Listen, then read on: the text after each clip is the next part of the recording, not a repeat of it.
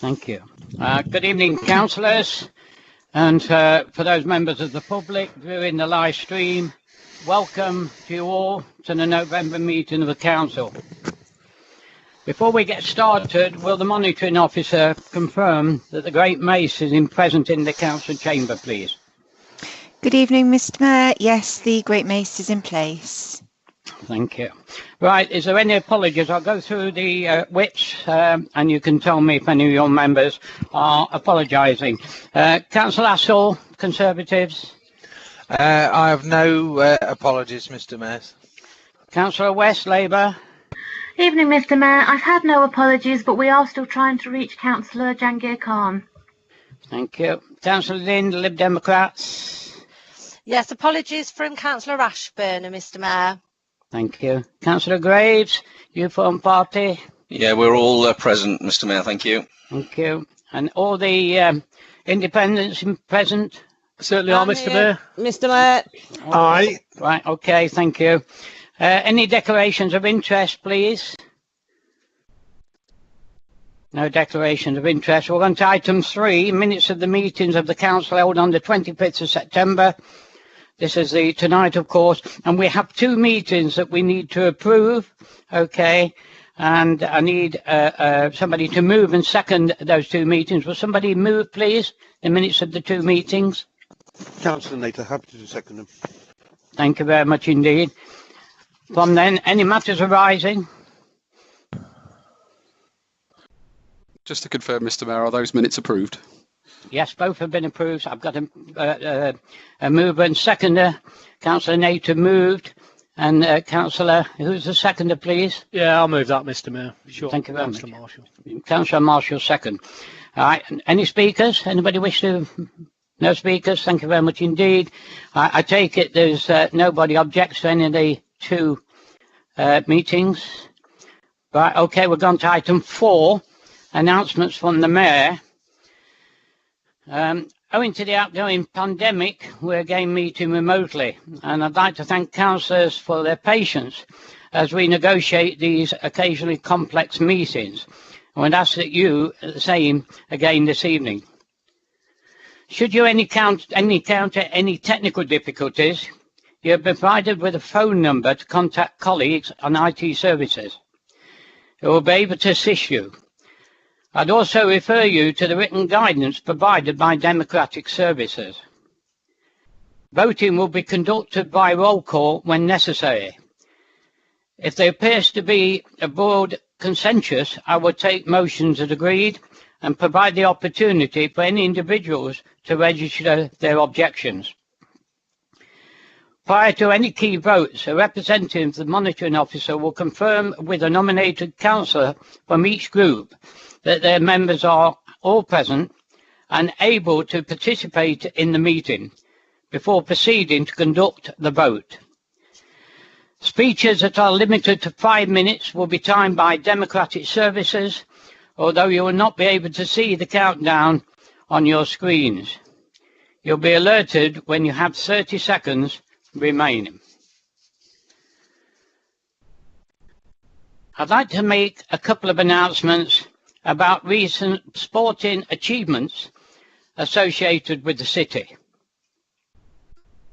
Firstly, I'd like to give a special mention to Sam Godfrey, who has recently been nominated as an East Midlands finalist in BBC Sports Personality of the Year Unsung Hero Award.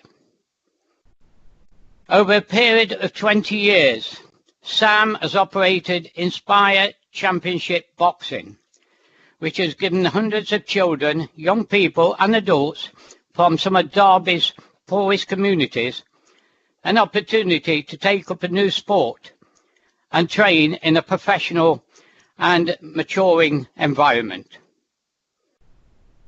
I'm sure you all will join me in wishing Sam the best of luck in the remainder of the competition and thank him for his incredible work he has done from our communities over many years. For your information, the actual winner of the competition for the East Midlands will be declared on Friday evening on 6:30 on the East Midlands Today. I'm also pleased to note that last weekend Adam Peaty has broken his own under-beater short-distance breaststroke world record in a remarkable time of 55.41 seconds. Many of you will recall that we awarded Adam with an honorary freedom of the city of Derby in 2016, and it's great to see him continuing to perform at the highest possible level. Well done, Adam. Fellow councillors, I'm saddened to report to the council the passing of Cynthia Mcdowell. Cynthia will have been known to many of you as a long-standing independent member of the Council Standards Committee, serving until 2011. She was also a member of the Plain English panel, which ran until 2015. Before we pause for a minute's silence, is there anybody who would like to say a few words about Cynthia? And I know Councillor Wood has already intimated to me he'd like to do so. So, Councillor Wood, here's your opportunity. Thank you, Mr. Mayor. Cynthia Mcdowell I always regarded as a personal friend. I'd known her for many decades, actually. She spent a whole life of service to the public of Derby, both as a magistrate and, as you have mentioned, on a couple of committees of this council. But she was around in the early days of consumer protection, something we no longer have, and she rose nationally on that because she got on the board of the Consumer Association nationally, which is what has always been known as Which magazine. She used to ring me regularly every year when there was an election for members to make sure that I, as a Conservative councillor, voted for Philip Whitehead, who was a Labour MP, because that's how independent she was. She brought her impartiality and as an ex-magistrate to the Standards Committee, and everybody will know who worked with her that she weighed the evidence dispassionately. We're all familiar with the term now, bin day. It's the day your bins are taken away. Well, when the officers put the report together for wheelie bins, it came before the Plain English Committee with a whole long sentence for that term, and she said, I don't understand what it means. Why don't you just call it bin day? And ever since, it's been called bin day by the whole population of the city. It's a great pity that she's no longer doing that sort of thing, because I think sometimes 100% of the officers know what they're talking about, but 0% of the public understand them.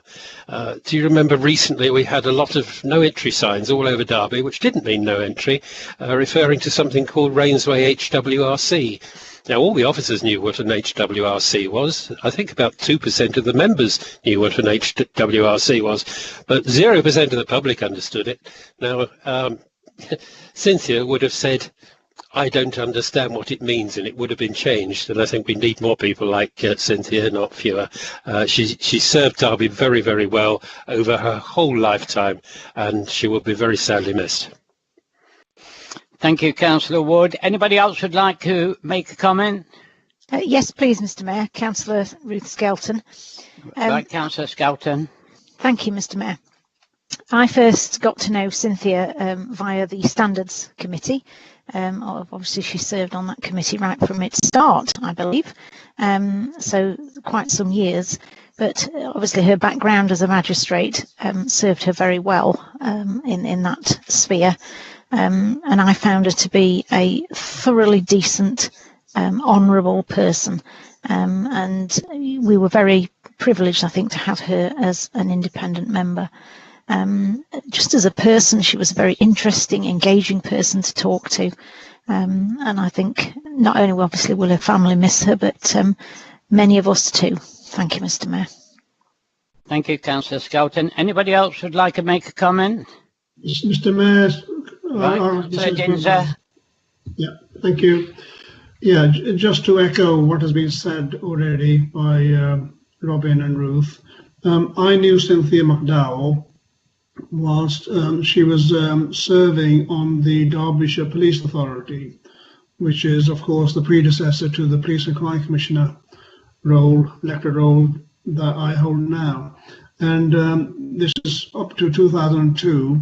There was 9 or 10 years when I was on the police authority, and so was Cynthia, as again, an independent Justice of the Peace representative on the police authority, when we had elected members, Justice of the Peace, and lay members who were the committee that saw oversight of governance of policing. My recollection of Cynthia and the work that we did on the police authority was that she did have that independent mind and spirit. She was always courteous and respectful and contributed to issues irrespective of which political party or other interest there might have been. And the last time I saw her was actually when she was working in for the City Council in terms of her independent role, when we bumped into each other at the City Council. And I've always remember her and will continue to remember her with fond memories in terms of how well she worked in a very constructive way. And as Robin said, irrespective of what political allegiances people may have, she supported things that were right and she found correct.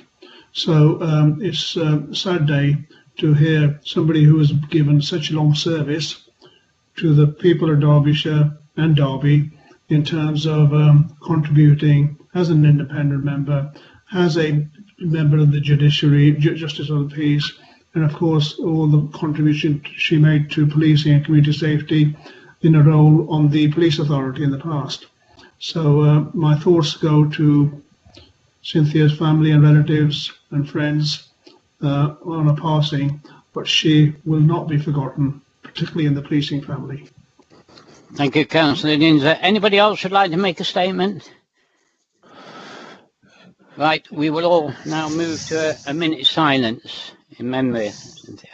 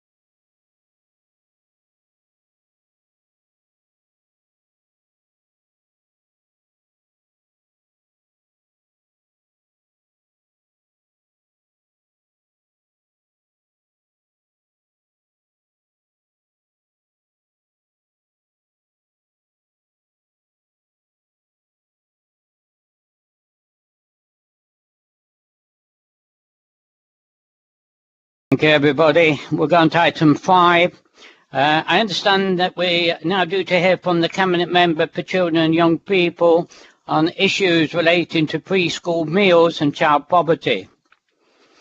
In accordance with Council Procedure Rule CP 35, a copy of the statement has been circulated to opposition spokespeople who will each be given the opportunity to respond.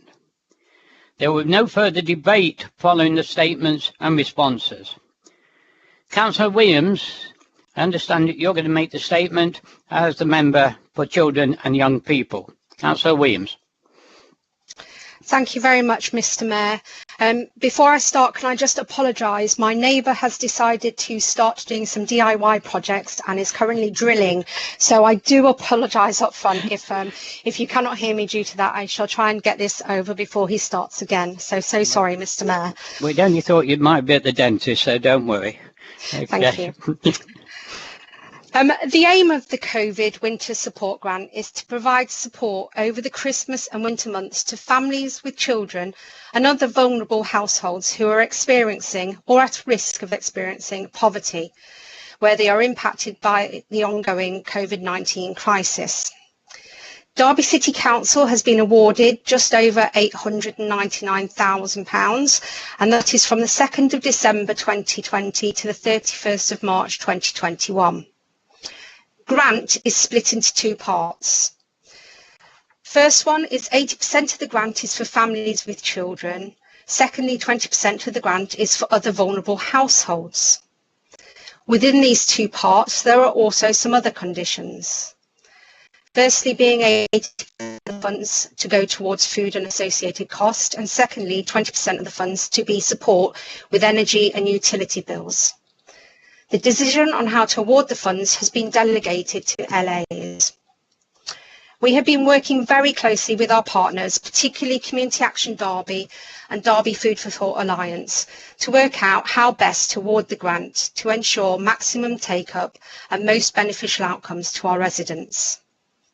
In partnership with schools and academies, we will ensure that vouchers are provided to those who qualify for free school meals.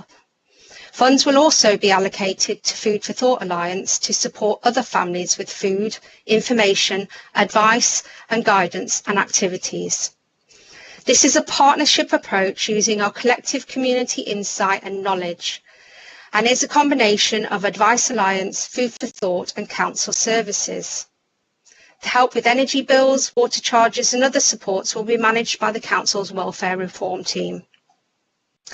The number of food parcels distributed via Food for Thought will increase from 500 per month to 3,000, whilst the grant enables Food for Thought to add more fresh food to the parcels, as well as a toiletries packed where appropriate, therefore supporting the health and wellbeing agenda.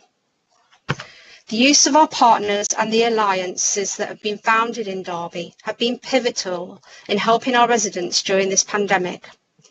For example, since setting up the community hub, there have been over 1,978 food parcels and support delivered to residents. There have been over 3,553 calls to the hub for support. The Food for Thought Alliance, the Youth Alliance and Advice Alliance have been such a crucial part of the COVID response. However, as more families and residents may be facing issues around poverty, due to redundancies, loss of income, ill health, etc., it has become obvious that more needs to be done to tackle poverty in Derby. As such, I have relaunched the Derby Poverty Commission, which will be independently chaired, comprising of partners from the community and voluntary sectors, faith sectors, public sector and private businesses. The Commission aims to understand the root causes of poverty, what help and support is currently available, and what and where the gaps are, how best to address the solutions from a community approach. We are also currently refreshing the poverty strategy, looking at short, medium and long-term outcomes. I have already invited all group leaders, all group appointments to join me on the Commission, and I'm happy to extend the invite to representatives from the independent councillors. I formally briefed the Partnership Board on the 16th of November and there was overwhelming support for the Derby Poverty Commission. The first meeting will be announced shortly and we hope to address the issues by using the asset-based people-first approach that have been so successful throughout the Community Hub approach. With all of this information and assurance, I would like councillors to consider withdrawing motions 14 and 19 under CP 42.G. Thank you very much, Mr. Mayor. Thank you, Councillor Williams. Councillor Shanker, would you like to reply on behalf of the Labour Group, please? Yes, please, Mr. Mayor, and good evening. Good evening.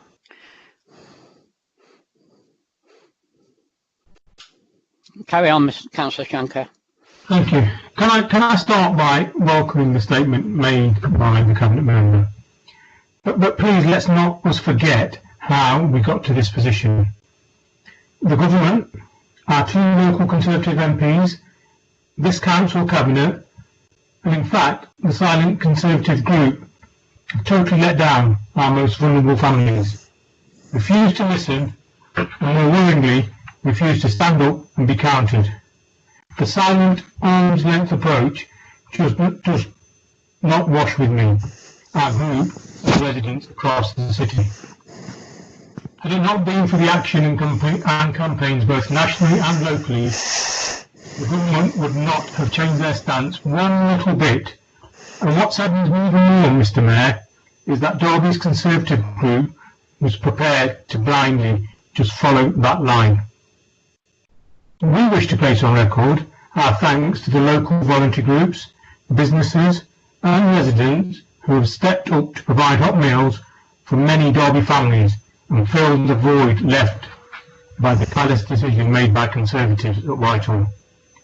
Our Deputy Mayor, for example, Mr. Mayor, Councillor Sandu, must be commended for providing over 50,000 meals during the first lockdown to our most needing families and to key workers across the city. Local groups, volunteers, businesses have all stood up and been counted in the most difficult of times. When I emailed all 51 councillors, Mr. Mayor, including yourself, it was welcoming that I had such a great response and support from so many councillors from across the groups backing a call for free school meal vouchers for Christmas and other school holidays during this academic year. And when I say the groups, that's all groups and most independent members bar the Conservative group. I ask myself why. Is it because they feel and they think the same way as Conservative MPs did across the country? Is it that they just don't care? Maybe they've just been told on this infamous WhatsApp group, don't say a word on this subject. Not one Conservative councillor on this meeting today responded to support that initiative. Following the successful campaign, we welcome the commitment from the Cabinet Member that all children entitled to free school meals will receive vouchers for the Christmas holiday. I think that's a recognition that's the only way we can put a comprehensive scheme in that will get to everybody who needs it. Now, additional funding has been provided by government. It still unfortunately remains unclear how long the free school meal vouchers will continue for. So I again ask, why not all holidays during the 2020 and 2021 academic years? This will bring some much needed comfort to families across our city and help ensure no child sleeps hungry in Derby. When Councillor Poulter forwarded the embargoed government press release on the 7th of November, he arrogantly asked, will this sort it? It's obvious from the Cabinet Member's reluctance to agree to the whole of 2021, the funding announced won't sort it, or they don't want to sort it. I'm shocked at the language being used when we're trying to ensure children don't go to sleep hungry. So the motions later on in the agenda are absolutely still needed, and I encourage all members to support them irrespective of the instructions from the WhatsApp groups. We also recognise the excellent work being done by Derby Community Action, the Derby Food for Thought Alliance, and continue to support them so that struggling families who do not qualify for free school meals can also access much needed support. Hunger is a sad consequence of poverty. Poverty is a sad consequence of austerity. Austerity is a Tory ideology since 2010. The creation of a Child Poverty Commission with representatives from across the public and private sectors that includes a nomination from each political party and independent councillor representatives is also welcome. This forum will provide the collaboration and strong leadership necessary to tackle one of the biggest challenges of our generation and help every child in Derby. Again, this must be done properly, and the chair must be appointed by the Commission and not by the Cabinet Member. Let's also not forget the huge progress made in this area previously by officers under the stewardship of the then Cabinet Member, Councillor Russell, and for some bizarre reason that work wasn't taken up by the previous coalition. Thank you, Mr. Mayor. Right, thank you, Councillor Shankar. If possible, can all councillors who are speaking please try and use your headsets, because we got a backlash there from Councillor Shankar. We could hear him, but there was a sort of tone that quite honestly comes with using your laptop only. So if you can wear your headsets, please, it would help. Right, Councillor Skelton, you'd like to respond from the Liberal Democrats? Thank you, Mr. Mayor, and I am wearing my headphones. You're coming loud and clear. Carry on. Good. Right, it is very welcome, the statement that Councillor Williams has made. I've read it very carefully. I do feel, though, it doesn't go as far in addressing all the issues that we've raised in our motion, so we won't be withdrawing that motion. We're particularly concerned about children. Obviously, if you take the whole group of people who are actually in poverty and children who are in having food poverty, only some of them, it might be the majority, but some of them are entitled to free school meals. We are very concerned about the ones who are not entitled to free school meals because they are still living in poverty, and we feel that our motion does address that. The money that has been announced from the government is indeed very welcome. I do feel that it may well be a little, as a result of the bad publicity that nationally was received by the government after their rather disgraceful voting in Parliament not to support children who are in food poverty. But fortunately, the government has U-turned twice on the campaign that Marcus Rashford is spearheading. And long may that continue. We feel, though, that it won't be just as obviously the length of time stipulated, I think, is until March the next year. Food poverty is going to continue after that, and we do need to get some long-term sustainable solutions in place. And I hope that that is something that the Food Poverty Commission will be able to address very robustly. Thank you, Mr. Mayor. Thank you, Councillor Skelton. Councillor Alan Graves, Senior, would you like to correspond and give your words regarding your particular party, the Reform Party, please? I'm okay, thank you, Mr. Mayor. Right. Okay. Okay, thank you very much indeed. That then covers item 5. We're on to item 6, question from members of the public. We've received 7 in total, and I understand that members of the public have been provided with the opportunity to join us on the Skype call in order to ask their supplementary questions. We'll hear a summary of each question from an officer, and the relevant councillor will then respond. Each questionnaire can then ask their supplementary question. So we'll start with question A, and over to you, Alex. Thank you, Mr. Mayor. Question A is from Natalie Hollingworth, and it is to Councillor Webb. And Natalie would like to know, would the council consider measures to require natural ventilation of all classrooms and homes as a remedy for COVID-19, as well as additional measures in shops to prevent unnecessary spread of the virus via talking? Thank you. Councillor Webb, would you like to respond, please? Good evening, Natalie. Good ventilation is important in indoor settings to help to reduce the spread of coronavirus.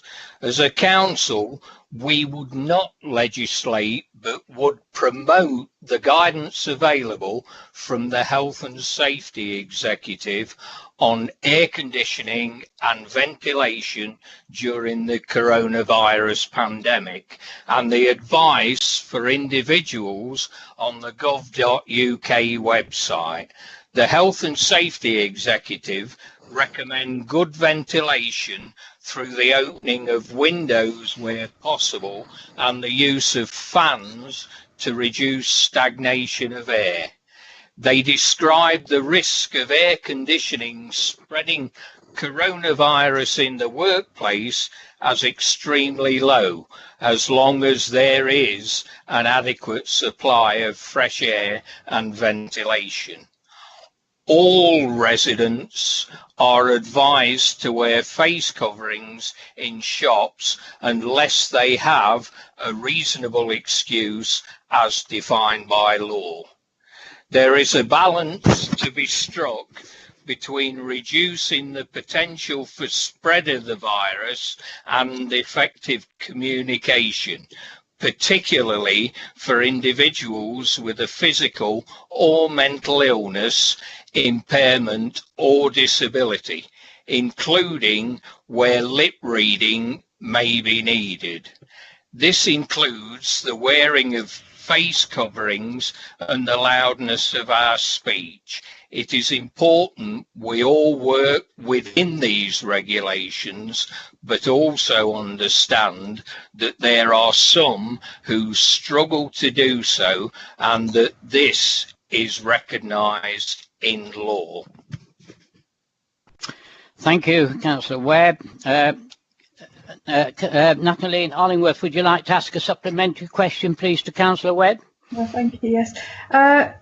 It's how basically you need to have 2 points of ventilation in the room for it to be effective. So it could be a window and a fan. How have you actually communicated? I'm just interested to know how have you communicated this to schools?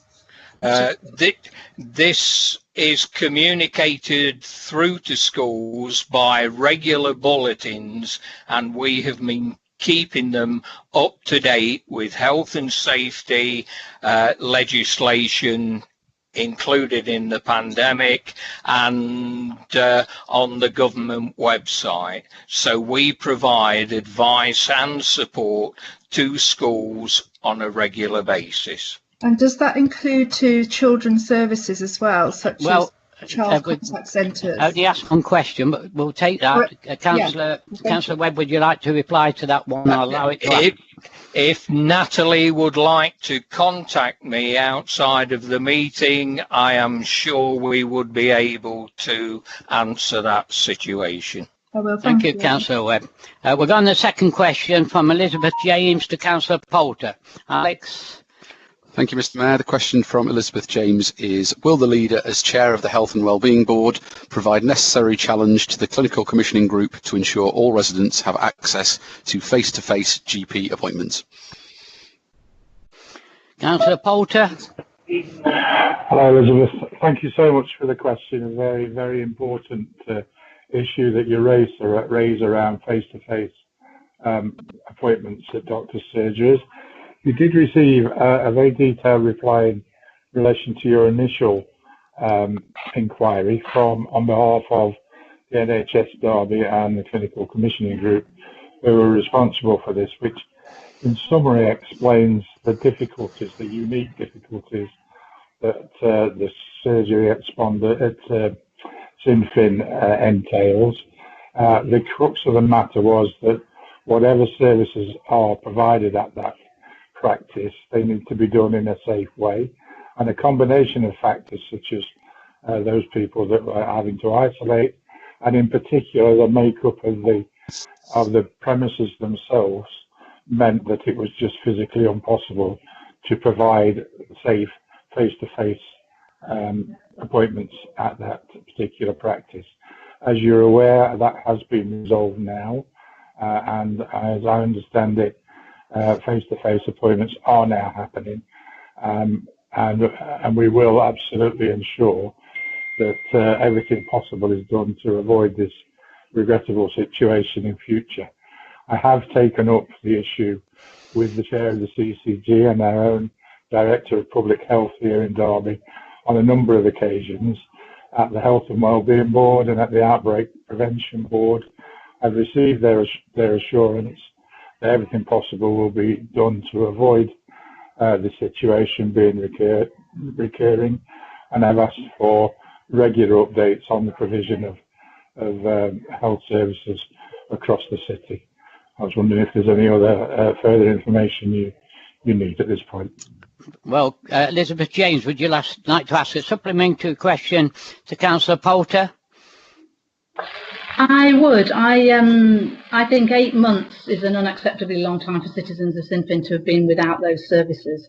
And I would like to see more robust challenging by the Health and Wellbeing Board and by elected councillors on behalf of those citizens. And I just wondered, there was nothing in the written response about what the Health and Wellbeing Board are doing to challenge and to be more of a critical friend to the CCG, really, rather than just forwarding their excuses and explanations. Yes, would you like to answer that, Councillor Poulter?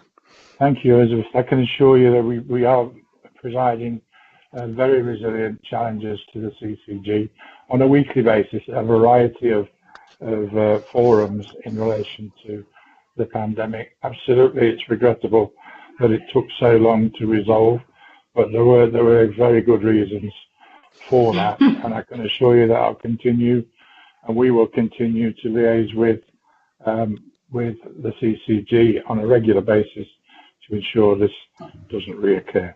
Thank you very much. I'll just cheekily say one more thing, if I may. No, I'm sorry. The supplementary question has been answered, and I want to go on to the next question. That's from Alison Martin to Councillor Matthew Holmes. Alex? Thank you, Mr. Mayor. Alison Martin would like to ask Councillor Holmes, where will replacement trees identified as part of the A38 junction improvements be planted? Thank you for the question. The A38 junction improvement works are being led by Highways England. The formal examination from the planning inspector concluded over the summer, and their recommendation report was submitted to the Secretary of State on 8th of October. The Secretary of State has 3 months to issue their decision, and that decision and the recommendations report will be published on the Inspectorate website. If approved, Highways England will be refining and working through their detailed designs for the scheme, which will include tree planting. Thank you. Alison Martin, have you got a supplementary question for Councillor Matthew Holmes? I do, thank you, Mr. Mayor. Councillor Holmes, in anticipation of this scheme being approved, at the February full council meeting, you pledged to a questioner to make good the A38 works tree loss by replanting. At the last full council, you said you could not supply even an estimate as the number of trees to be cut down. Now you are washing your hands of the entire issue. You don't know how many trees will be cut down. You don't know where the replacement planting will happen and have made no provision of land for replanting. It's all down to Highways England now, you say. Would you agree that you have reneged on your pledge and actually you don't give a monkey's about the environmental damage caused by the A38 works? Councillor Holmes? Absolutely, absolutely not. And I'm taking offence of what you just said there, to be quite honest with you. This council is absolutely committed and has proved time and time again that we are committed to tree planting.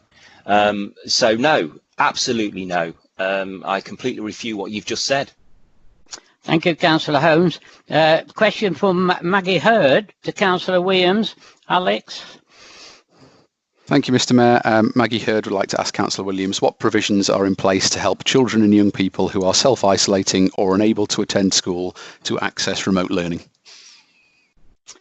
Councillor Williams. Thank you, Mr. Mayor.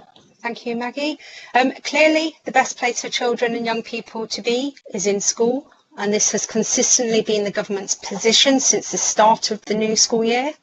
However, a great deal has been and continues to be done to try and ensure that as many children and young people as possible are able to access remote learning online when isolating at home or unable to attend school. Government information and guidance has been summarised and provided to school leaders as soon as it is available. This includes links to training materials and webinars for school leaders and teachers to access to see good practice. In the first lockdown, a limited number of laptops were provided to the council and to multi-academy trusts for disadvantaged Year 10 pupils.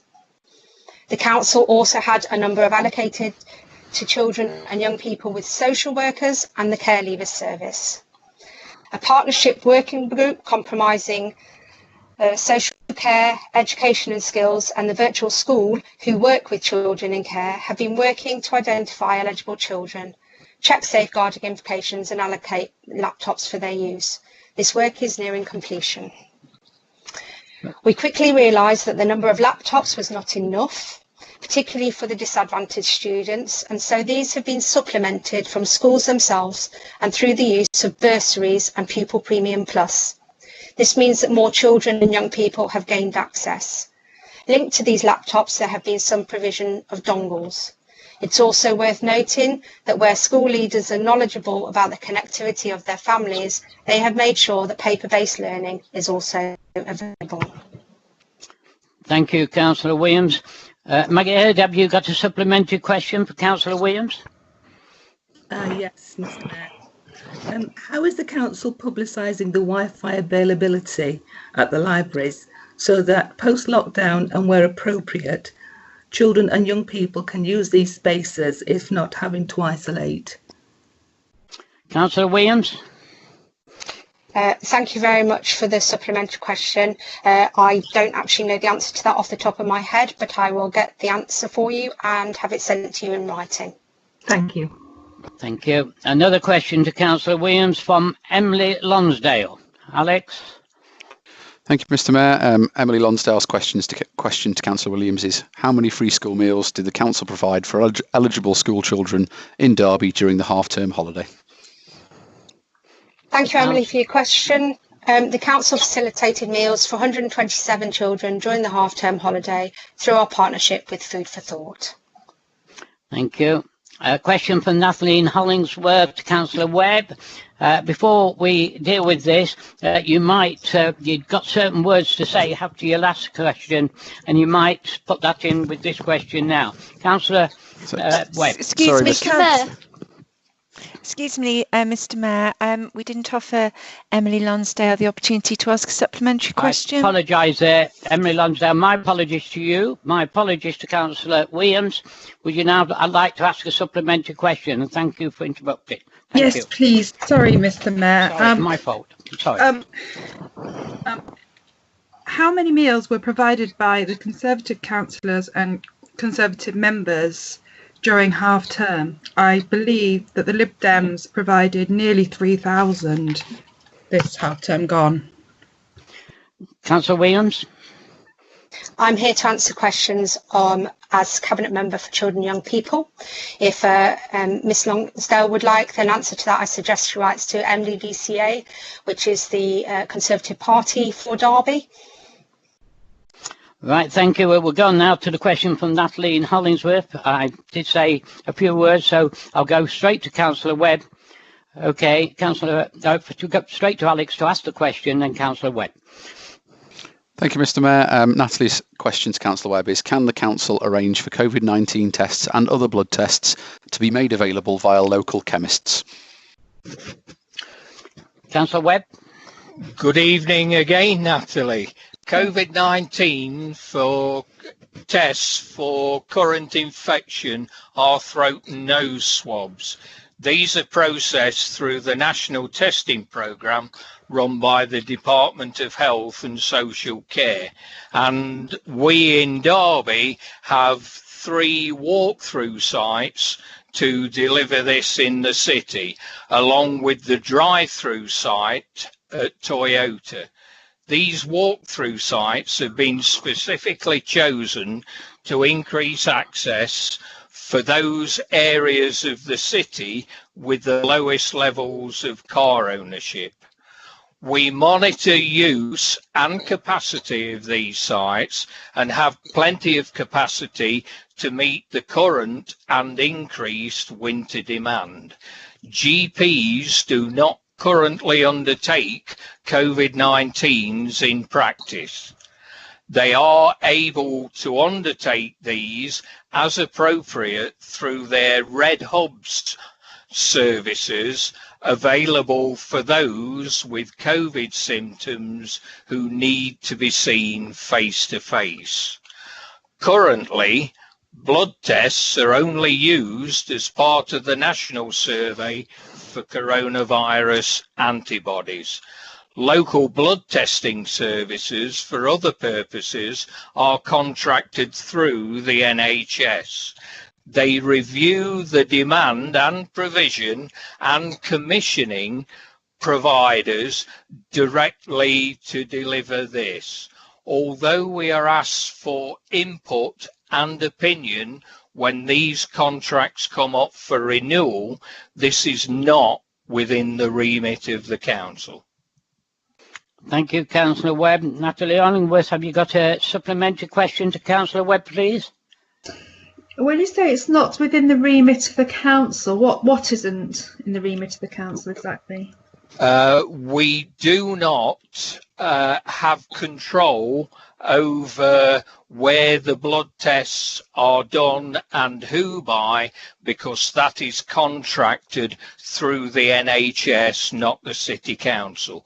We can give advice and recommend, but it's the NHS that deliver the contract. Thank you, Councillor Webb. We've gone to the last item, question from Emily Lonsdale to Councillor Williams. Would you give the question, please, Alex, please? Thank you, Mr. Mayor. Emily Lonsdale's question to Councillor Williams is: what progress has been made providing laptops and other IT equipment to disadvantaged students during the pandemic? Councillor Williams. Thank you, Mr. Mayor, and thank you, Emily, again for your question. The full allocation of laptops as provided by the government, totalling 72 to allocate disadvantaged year 10 students, has been passed on to the appropriate schools maintained by the local authority. This would be in addition to disadvantaged year 10 students who attend academies. In this instance, laptops are passed directly to the multi-academy trusts, and the council does not have access to this information. This rollout occurred during the first lockdown in the spring, and the council quickly realised that the number of laptops was not enough, particularly for the disadvantaged students, and so these were being supplemented from schools themselves and through the use of bursaries and Pupil Premium Plus. This means that more children and young people have gained access. Thank you, Councillor Williams. Emily Lonsdale, have you got a supplementary question to Councillor Williams? Yes, please, Mr. Mayor.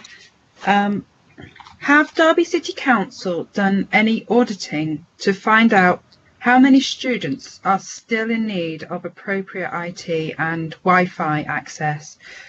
If so, how many, and how are the needs to be met? Councillor Williams. Thank you. The teams within the council are in daily contact with our schools and with the multi-academy trusts. We're constantly trying to work out what is available and who needs what. We haven't done an actual audit as such in terms of a formal audit. But we, like I said, we are in absolute daily contact with the schools, and where we can, we assist schools trying to find the needs and the resources that they need. Thank you. Thank you. That ends questions from the public. We're on to item 7, questions relating to Derbyshire Fire Authority or Derby Homes. I understand there are none. So we're on to item 8, questions from non-cabinet members. We now move to questions from non-cabinet members. There are 15 in total. As we did at the previous meeting, I understand Councillor Atwell wishes to move it motion without notice to suspend the requirement under CP 24 for written responses to be read out. Instead, I would suggest that once a summary is provided by an officer, we move directly to the supplementary question. Councillor Atwell, do you have, or do you wish to nominate it for this same thing to happen, to propose it, please? Yes, please, Mr. Mayor. Have you got a seconder? I'll formally second that, Mr. Mayor. Councillor Ingle. Thank you very much indeed. So we'll go on to questions from non-cabinet members. Mr. Mayor, how does that get passed with 2 people proposing and seconding? Because we haven't had an agreement. Excuse me, Councillor Holmes. Yes, Mr. Mayor, you need to check. Right. Unless somebody's got an objection to that, I take it that all will be in favour. So any objections? I'm opposed, Mr. Mayor. Right. Okay. Well, we'll have to go to a vote then. So, Alex, can you conduct a roll call, please? Bear with me one moment, please, Mr. Mayor.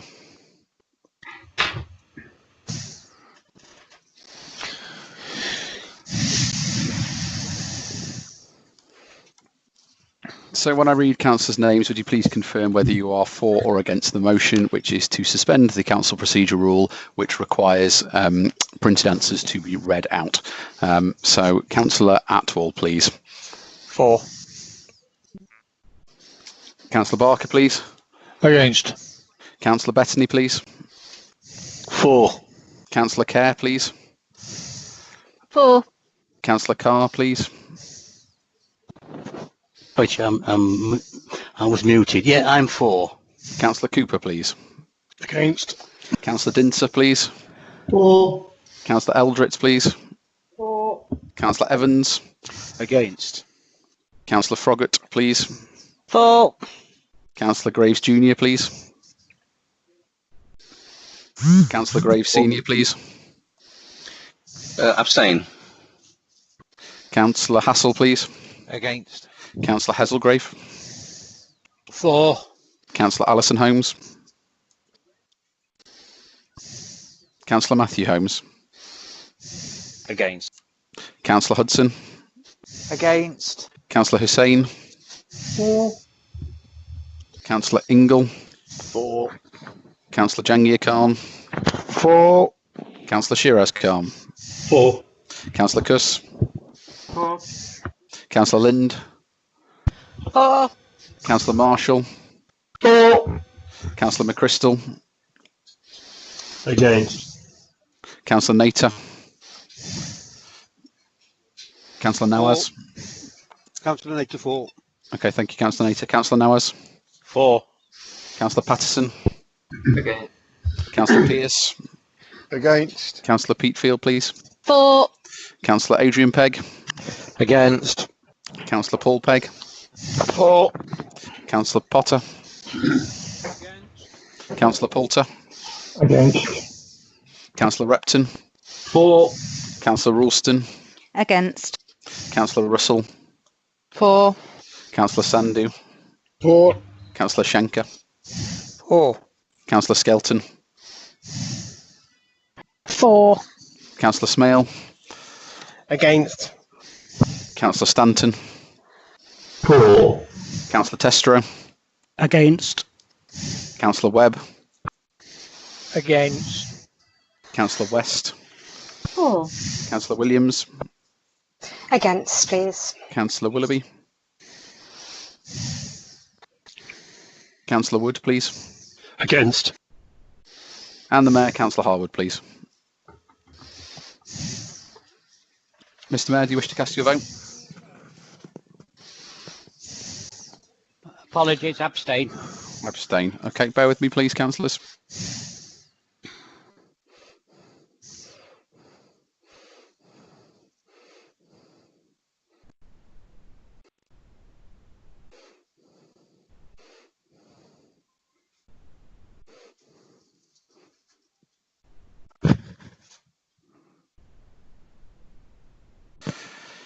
Thank you, Mr. Mayor. I make that 26 votes to 18 with 2 abstentions, so the motion is passed.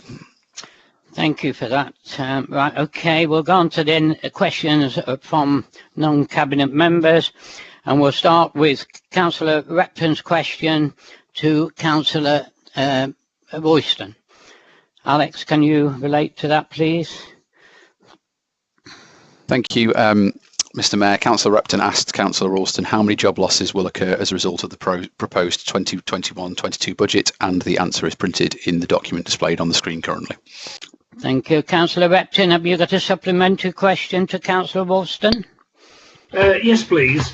The term black hole may seem emotive to Councillor Ralston, but surely what is more offensive are the numbers of jobs to be lost due to the government's abject failure over the past 10 years, with job cuts and job losses to services in local government and in this city, year on year and every year. Surely she would agree. Thank you. Can you answer that, Councillor Royston? Do you agree? Thank you, Mr. Mayor. I know I would like to say that actually the Chancellor's announcement today is very much welcomed. It's in line with the forecast, the additional government funding that we were hoping for as we respond to the ongoing COVID epidemic. Yeah. Alongside the proposals that the administration will issue for consultation in mid-December, this will support our MTFP ambition of financial sustainability in the medium term. This is not a black hole. I was unaware of your theoretical science background, Mr. Repton, but I can assure you that unlike the definition of a black hole, where a gravitational field is so intense that no matter can escape, we will get out of this and we will escape, and the council will come out in a positive way. How many job losses? Okay, next question from Councillor Peatfield to Councillor Matthew Holmes. Alex, can I have the question, please? Thank you, Mr Mayor. The question from Councillor Peatfield to Councillor Matthew Holmes was, what is the Cabinet Member's opinion of the 4-year Highways England A38 scheme? Councillor Peatfield, have you got a supplementary question to Councillor Matthew Holmes? Thank you, Mr Mayor. I do. Councillor Holmes, will you commit to investing in transport behavioural change, specifically to mitigate the 4-year A38 traffic chaos across Derby? No, we already have, Councillor Peatfield. Thank you. Councillor Khan to Councillor Smale. Alex, please. Thank you, Mr Mayor. The question is, can the Cabinet Member assure Council that they will continue to support and resource neighbourhood officers and neighbourhood managers? Councillor Siraj Khan, have you got a supplementary question? Councillor Yes, Smale. Yes, Mr Mayor, thank you very much. Thank you for your answer, Councillor Smale, and for stating that you will continue to support them. However, can you fully assure us that sufficient funds will be provided to make sure that there are a sufficient number of officers to carry out the necessary and the excellent work they do? Councillor Smale. Thank you, Mr Mayor. Thank you very much for your supplementary, Councillor Khan. We are looking at our community-based approach and how our neighbourhood teams work.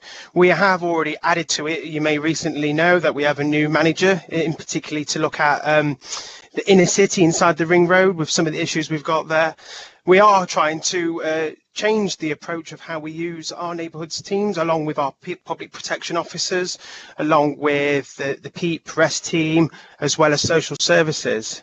I would like to remind Councillor Khan, though, however, it was the previous administration who did swinging cuts towards the neighbourhoods team, and it is this administration that has been putting public confidence back in to build up the community trust that we have with our citizens. Thank you. Thank you, Councillor Smale. Councillor Sain to Councillor Webb. Thank you, Mr Mayor. The question is, how many care homes in Derby are likely to encounter severe financial difficulties or become unviable without additional support as a result of a lack of demand for residential care beds? Councillor Webb. Councillor Sain, sorry, have you got a supplementary? Councillor Webb, please. I have, Mr Mayor. Councillor Webb, I'm pleased to note that no care homes have closed in Derby as a result of a drop in income because of COVID-19 situation. However, you cannot discount the possibility in the coming months.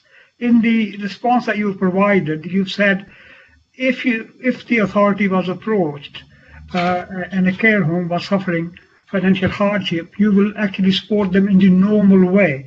I was wondering if you could just expand on your answer, because I don't know what that normal way is. If you could spell it out for me, please. Thank you.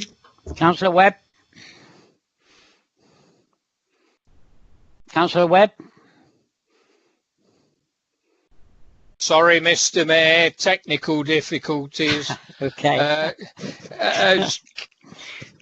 As Councillor Hussain is a former Cabinet Member in the position that I am with adult services, then he will know that our staff do a brilliant job in keeping in contact with care homes, offering them help and advice. And with regard to occupancy levels, it's pleasing to note that the confidence in Derby care homes has been rising since the early days of the COVID pandemic, and that is sustaining the care homes within the city to be financially viable. Thank you. We got a Councillor Grave to Councillor Williams. Next question. Thank you, Mr Mayor. Councillor Hazelgrave's question is, how many children in Derby were eligible to receive free school meals prior to the October half term, and how many received free school meals provided by the council or its partners? Councillor Hazelgrave, because it's supplementary. Oh, I very much do, however, Mr Mayor. Okay, carry on. Thank you. So we can reasonably assume that many thousands of Derby children went hungry on a daily basis that week. This is where being laissez-faire leads us. Have you considered apologising to the families affected? have you considered resigning your post in the Cabinet and as a councillor? Councillor Williams, would you like to respond? The answer to the two questions. I haven't heard it, Councillor Williams. Can you repeat it, please? Bated breath. I do apologise, it dropped out then. My answer to the two questions posed is no and no. Right, thank you. Question from Councillor Paul Pegg to Councillor Smale. Alex?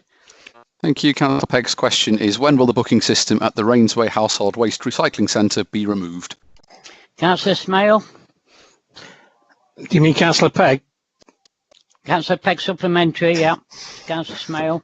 Thank you. Councillor Smale, thank you for your response, but it's not the businesses that I'm concerned about.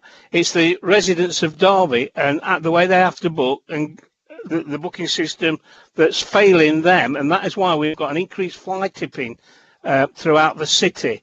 Can you not now, after all this time, find a better way of organising the flow through that site? There's a lot of room there to be able to readjust everything in the light of what is going off. Please look at it. Councillor Smale, respond. Thank you, Councillor Pegg. Yes, I have been actually liaising with council officers, and actually I want to pass my thanks on to Councillor Alan Graves, who has been in communication with me regarding to this. We are looking into this system. On the note of fly tipping, we have been looking at the correlation of stats in the last 3 years. Although we did have some peaks in August, in comparison to previous years, fly tipping levels have been pretty similar to previous years. However, it is much noticeable. There is only 2 wards really that are affected with fly tipping, and that's Normanton and Arboretum. So the focus for the council will be to continue with enforcement and seek and improve the fly tipping records that we do have in Normanton Arboretum. But I would like to pass on my thanks to the residents of Derby who have been pledging their bit to recycling, and also for using the Rainsway system as it was intended to with this new booking system. Thank you. Thank you, Councillor Smale. Question from Councillor Shanker to Councillor Barker. Alex? Thank you, Mr Mayor. Councillor Shanker's question is, will the Cabinet member provide clarification on spending identified for the Market Hall transformation project? Councillor Shanker, have you got a supplementary question to Councillor Barker? I have, Mr Mayor. The Cabinet report doesn't provide the answers. So again, the arrogance proves you feel it's okay to commit to over £25 million of taxpayers' money without defining a clear scope for what we will get. Can I ask a simpler question for my supplementary then? Would you buy a new car not knowing what you're about to get? Councillor Barker, would you like to respond, please? Quite rightly, no, I wouldn't buy a car. But having said that, of course, it was Councillor Shanker and his cabinet that actually signed off the contract for the Market Hall, and we took it over and are now putting things right. Thank you, Councillor Barker. Councillor Dinser's question to Councillor Webb, please, Alex. Thank you, Mr Mayor. Councillor Dinser's question is, how well prepared is the Council to ensure COVID-19 vaccines are quickly and readily available to all residents? Councillor Dinser, have you got a supplementary question? Councillor Webb? Yes, please, Mr Mayor. Councillor Webb, thank you for your response, and I do understand that the leadership for the vaccination programme will be the health service, and that there'll be partnership working, and we will be wanting to contribute to that. The question I asked was, how ready will we be to provide vaccination for all, and by when? Is there any indication of when that might be from the partnership working through the LRF that you might be party to? Councillor Webb? We have got no guarantees on vaccination at this moment in time. None of them have passed their final testing for use. And as you are well aware, Councillor Dinser, there are priorities that have already been established. Those priorities will be our first goal. After that, then we will start to roll out for the rest of the population across the city. We took a great step forward in offering the arena as a facility for use by the NHS for vaccination, and that step, we hope, will be a great step forward in ensuring that the whole of the population is eventually vaccinated against this disease. However, we cannot guarantee that that vaccine is long term, and so this may be a continuous process for some while. Thank you, Councillor Webb. Right, we're going to Councillor Kerr's question to Councillor Matthew Holmes. Alex. Thank you, Mr. Mayor. The question is, how and when will councillors and the public be consulted on the implementation of schemes related to emergency active travel tranche 2 funding?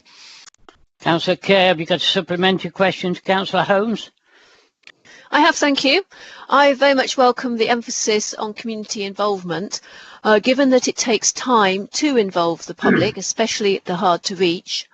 Could all councillors please be briefed as soon as possible, and certainly before Christmas, about any schemes in their wards? Councillor Matthew Holmes. Thank you, Councillor Kerr. Certainly endeavour to do that. You know, community engagement and local councillors being involved in this is absolutely the forefront of the process, and that's something that I've personally driven as Cabinet member, so I'll welcome your contribution there. Absolutely, if it can be done, I'll certainly make sure that it does actually happen. Thank you, Councillor Holmes. Councillor Repton's question to Councillor Webb, please, Alex. The question is, what is the Council's position on the benefits and limitations of mass testing in Derby for COVID-19? Councillor Webb. Supplementary question for Councillor Webb. Councillor Repton, please. Yeah, why did it take a South Derbyshire MP, Heather Wheeler's request to the Secretary of State, Matt Hancock, to get mass testing for Derby residents agreed? So, and has DCC now changed its views on the benefits and limitations of such mass testing? Thank you. Councillor Webb. The evidence on mass testing was being accumulated from tests carried out in Liverpool over 38 sites. That mass testing evidence needs to be properly looked at to ensure that what we are doing with regard to mass testing is going to be effective. As I said in the previous answer, targeting seems to be the way forward, and targeting specifically in the areas where the prevalence of the virus is the greatest. We always work on the evidence, and our Director of Public Health has been very cautious as to the evidence that has been provided, but now we are assured that it works. We will continue to roll this out. Thank you, Councillor Webb. Councillor Shanker's question to Councillor Matthew Holmes, please, Alex. Thank you, Mr. Mayor. The question is, what would the Cabinet member provide an update on the latest position relating to the demolition of the assembly rooms? Councillor Shanker, have you got a supplementary question? Mr. Please? Mayor, I got a verbal I think this response. one, Mr. Holmes needs to respond first, Mr. Mayor. Is that true? I thought we'd gone through to supplementary. That's verbal response, That's Mr. correct, Mayor. Mr. Mayor. There's no written response published in the booklet for this one, so Councillor Holmes. I apologise, and I wasn't aware of that. So, yes, Councillor Holmes, you may do so. Thank you. On November the 15th, the Council made the statement that in light of the recent submissions as part of the statutory planning application consultation process, the Council is undertaking further work to support our application to seek demolition. Resubmission will follow. Senior officers of the Council both agreed and instructed Comms to relay this entirely factual and accurate reason for the withdrawal of the application. Councillor Shanker, are you suggesting that they are misleading the public? Councillor Shanker, have you got a supplementary question to Councillor Holmes? I absolutely do, Mr. Mayor. What I am suggesting, Councillor Holmes, is you're absolutely misleading the public. Having read the information on the planning portal, it's obvious that various national planning policy and the duty on the council, along with our own planning policy E18 City of Derby local plan review, permission for demolition cannot be granted until a viable and suitable use is brought forward. So, as with your abandoned refurbishment plans, why do you continue to mislead the public? Councillor Holmes? Once again, completely refute that, Councillor Shanker. You clearly want to position yourself as Derby's very own Donald Trump, peddling unfounded and undefined conspiracies. No, you need to come up with the goods, Councillor Shanker. You cannot state that I am misleading the public. So you're very close to a standards complaint. Right, okay. We're going to continue, Mr. Mayor. We're going to continue to pursue demolition of the assembly rooms in line with the fully respecting the planning process. Thank you. Yeah, keep to the answers, please, if you will. Councillor Dinser's question to Councillor Webb, please, Alex. Thank you. Councillor Dinser's question is, how is a local track and trace system being resourced and what progress has been made in ensuring it is in place before the 2nd of December 2020? Councillor Dinser, have you got a supplementary question to Councillor Webb? Yes, I have, Mr. Mayor. Councillor, thank you very much for your reply. And I'm glad that there is work going on for a local track and trace, because we all know that the national one has not met the standards it was set for. And we all know that even if it was, we need a very robust and efficient local track and trace system. However, the question I asked was, will it be ready by the end of the lockdown on the 2nd of December? In the response you gave, 2 weeks from the 23rd of November is 7th of December at the earliest. Can you reassure us that it will be ready, because we know that this time of the lockdown is really needs to be used usefully to get the track and trace system working properly, as it hasn't been so far? And can you assure us whether the funding is sufficient to do that? And if it's not, the Labour group will be more than happy to join you in lobbying government to get the right funds to make sure we deliver on a local track and trace system to complement the national one. Thank you, Councillor Dinser. Councillor Webb, would you like to respond, please? Having problems in Alistair, it seems. Yeah. Councillor Webb, are you okay? Yes, I'm back in, Mr. Mayor. Right. As Councillor Dinser is aware, the first rollout across the south of the city has been covered, and that was launched on the 23rd of November, so that covers half the city, and the remainder of the city will be rolled out over the next 2 weeks. I cannot give him a guarantee that the date will be the 2nd of December, but we are working as quickly as possible with the resources we have to ensure that the city is covered as soon as possible. As for the funding issue, I have not been made aware of any problems with funding that will affect the rollout of our local track and trace, and I would like to thank the Director of Public Health for ensuring that this work is done to the highest possible standard. Thank you, Councillor Webb. Councillor Hasselgrave's question to Councillor Williams, Alex, please. Thank you, Mr. Mayor. Councillor Hasselgrave's question is, what is the latest monthly figure for youth unemployment in the city, and how does it compare with the same period in November 2019? Councillor Williams. I think Councillor Hasselgrave has a supplementary. Yes, supplementary question, Councillor. You're quite right, Councillor Williams. My apologies. Councillor Hasselgrave, have you got a supplementary question to Councillor Williams? I do indeed, Mr. Mayor. Shall I proceed? Yes, by all means.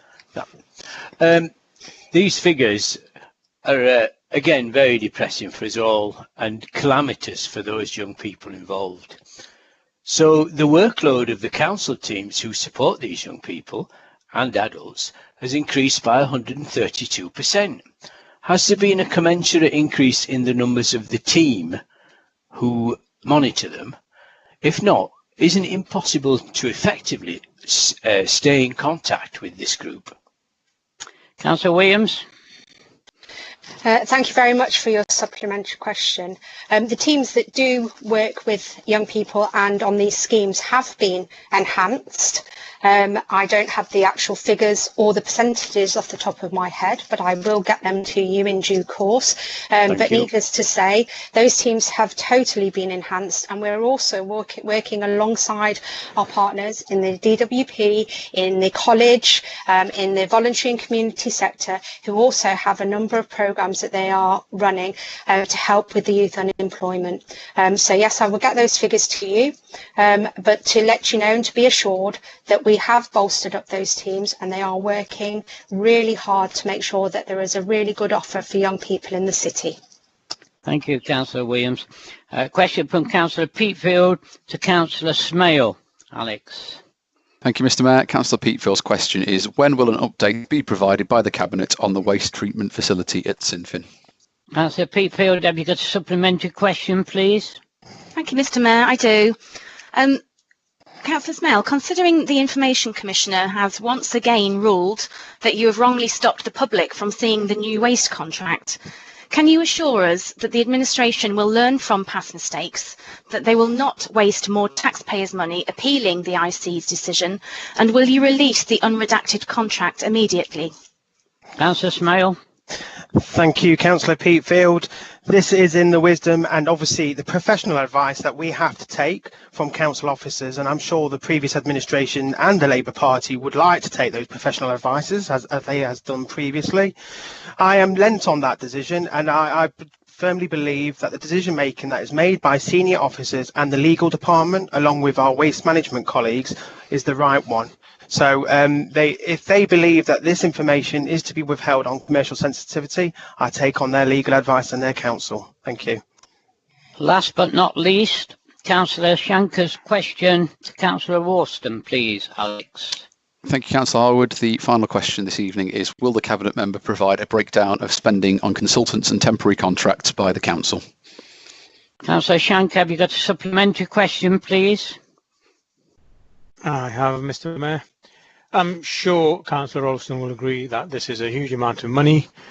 So I'd first ask, can she actually provide the breakdown as requested in the question? But can she also give hard-working officers of this council the assurance that there will be no permanent post job reductions and redundancies prior to us ensuring any contract labour is removed from the council? Thank you, Councillor Worston. I think you'll agree, Councillor Shanker, it's a complicated issue. The implications are vast. The people that are involved in this are often bespoke employees that are particularly a need, and I speak particularly around the children's young people services, often social workers, etc. I note your comments. We'll get the clarification. I'm sure we'll discuss this further at our cross-party budget working group at the next meeting. Thank you very much, Councillor Worston. We'll go on to item 9, which is a minute extract of the Licence Committee meeting held on the 5th of November 2020.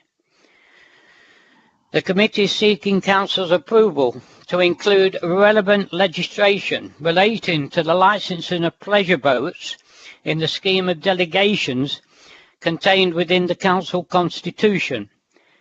Councillor Atwell, as the chair of the Licensing Committee, will you move the minute, please? Councillor Atwell. Sorry, Mr. Mayor. Yes, I would like to move that the Act be adopted into the Council Constitution and printed in the minute extract. Thank you. Have we got a seconder, please? Yeah, yes, Councillor Skelton. I will second it. Councillor Skelton, thank you. Right, we'll take any speakers, please.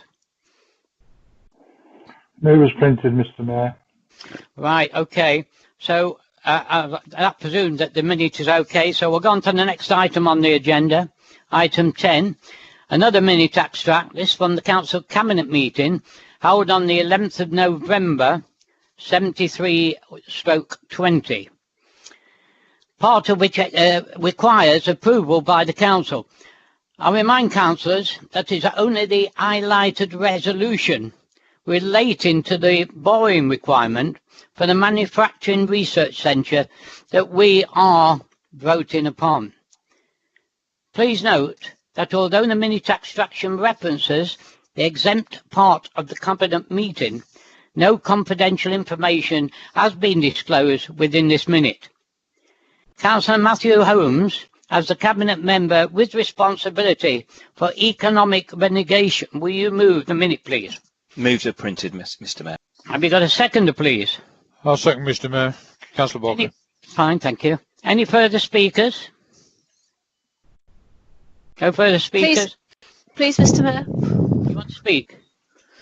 Yes, please. It's Councillor Lucy Kerr. Yeah, carry on. I just wanted to make the observation here that the ancient building of the silk mill is being refurbished to meet a future need.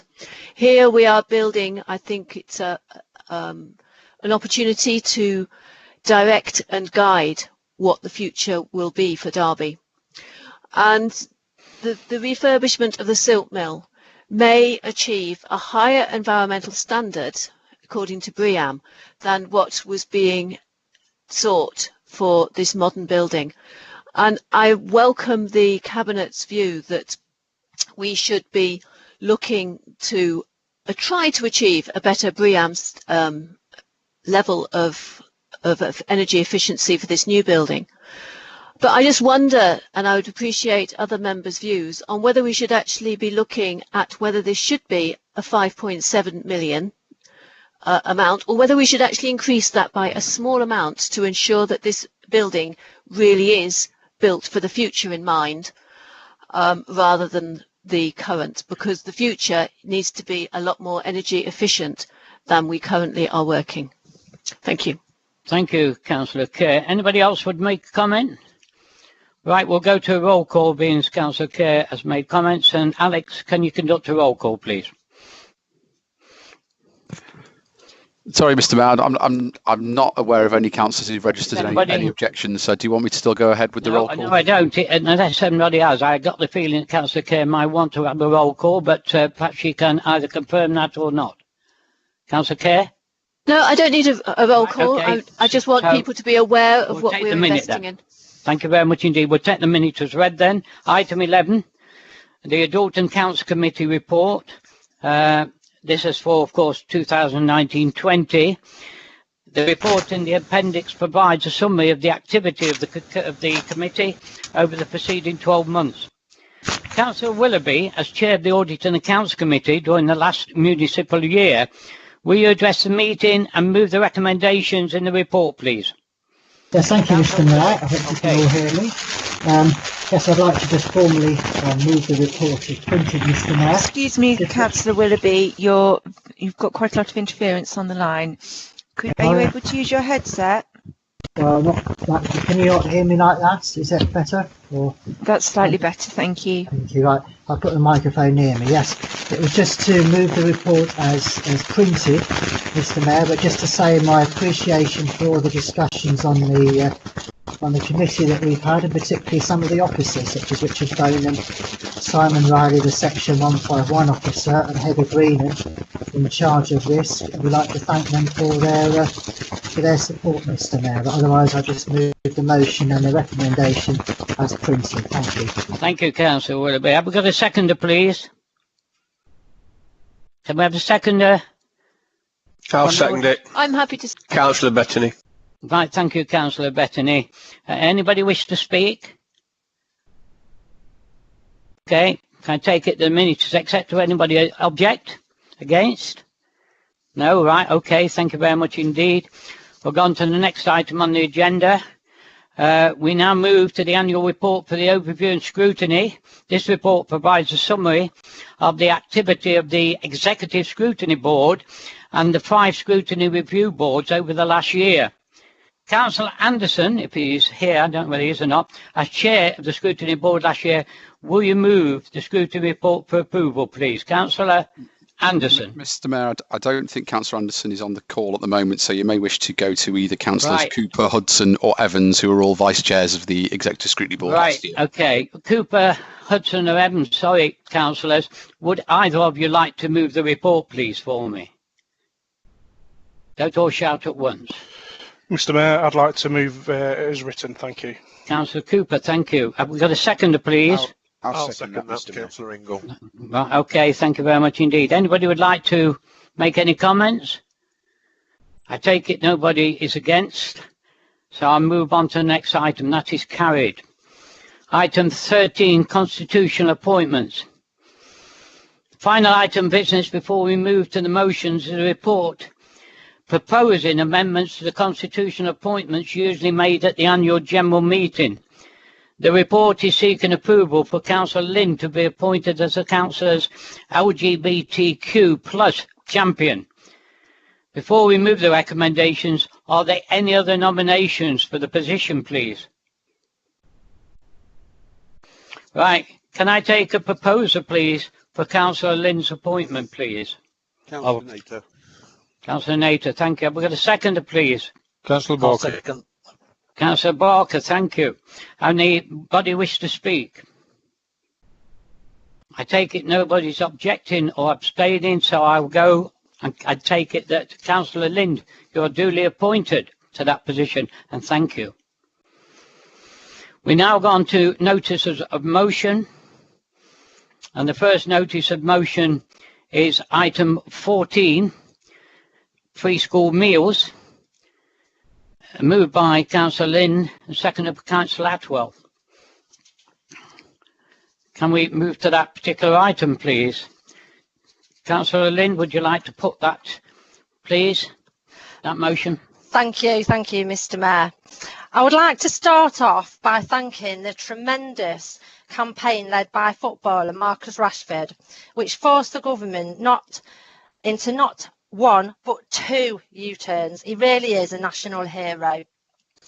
Whilst we welcome the measures now taken by government to address some of these issues, to provide free meals and activities for Christmas and through 2021, this does not go far enough.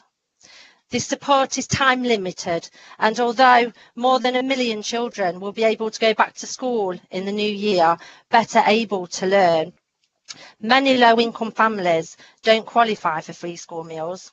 Families who are also having to make very difficult decisions of whether to put food on the table or pay their bills. Families whose children are left behind. It is a basic human right that no child should go hungry. Child hunger is a long-term issue, and it won't go away when we beat this virus. This year has really highlighted the extent of food poverty and inequality in this country. It has seen communities come together to support struggling families. Indeed, our own councillor, Ajit Atwell, worked with local schools to identify families in need, and together with the Derby Lib Dem team, we successfully distributed over 2,700 free meals to support families during the half-term break. We would like to thank the amazing effort of local businesses, schools, parents and community volunteers who stepped up when the local Tory MP for Derby North failed low-income families in Derby City in the midst of this awful pandemic, who shamefully voted against providing children from low-income families with free meals over the half-term break. We welcome the recognition and commitment from the Cabinet member to provide for all pupils from struggling families on low incomes over the Christmas period. After meeting with us and following the launch of our local and nationwide campaign on this issue. However, this does not go far enough. Child hunger is a long-term issue. This is not a new problem. Every year, vulnerable families worry about the approaching school breaks. when they will need to find an extra £30–40 per week to buy the meals usually provided at school. There are 1.7 million children from working families earning as little as £7,400 a year who are excluded from free school meals. That's 1.7 million children left behind, whose families are living on as little as £20.50 a day. It is an absolute travesty for children to go hungry on any day of the year. The absence of any support equivalent to free school meals in the holidays is a long overlooked anomaly, and too many pupils living in poverty also miss out on a free school meal because the earnings threshold is set too low. We want the government to permanently extend eligibility for free school meals to every child whose parents are in receipt of universal credit or have a low income and no recourse to public funds. Liberal Democrats are calling for free school meals for every child in primary and secondary school whose family is receiving universal credit or are on low income with no recourse to public funds, and meal vouchers for all of these pupils covering school holidays and lockdown. Locally, we are calling on Council to lobby the government and for Derby City Council to plug that gap in the interim period by ensuring that free meals will continue to be provided for every school holiday and during any lockdown period for every child whose family is in receipt of universal credit or equivalent or on a low income. Such is the urgency to support local families in need in our great city. How this will be done locally in the interim period is to be determined by Council Cabinet, who I'm sure, by working together with stakeholders and service users, can agree how best to meet local need in a way that ensures this motion is upheld. Thank you, Mr. Mayor. Thank you, Councillor Lind. Councillor Atwell, you're seconding this motion. Do you reserve the right to speak later? Or would you wish to speak now? Councillor Atwell. I reserve my right to speak, Mr. Mayor. All right. Councillor Williams, you've indicated to me you wish to speak. Councillor Williams. Thank you, Mr. Mayor. Yes, I would really like to speak. I would like to propose an amendment, Mr. Mayor. Okay, fine. Alex, have you got them? Sorry, we will display that on the screen momentarily, if you just bear with us, and then Councillor Williams can begin her speech. Councillor Williams. Thank you very much, Mr. Mayor. So you can see there that I have absolutely no problem with lobbying the government. I'm happy to do that.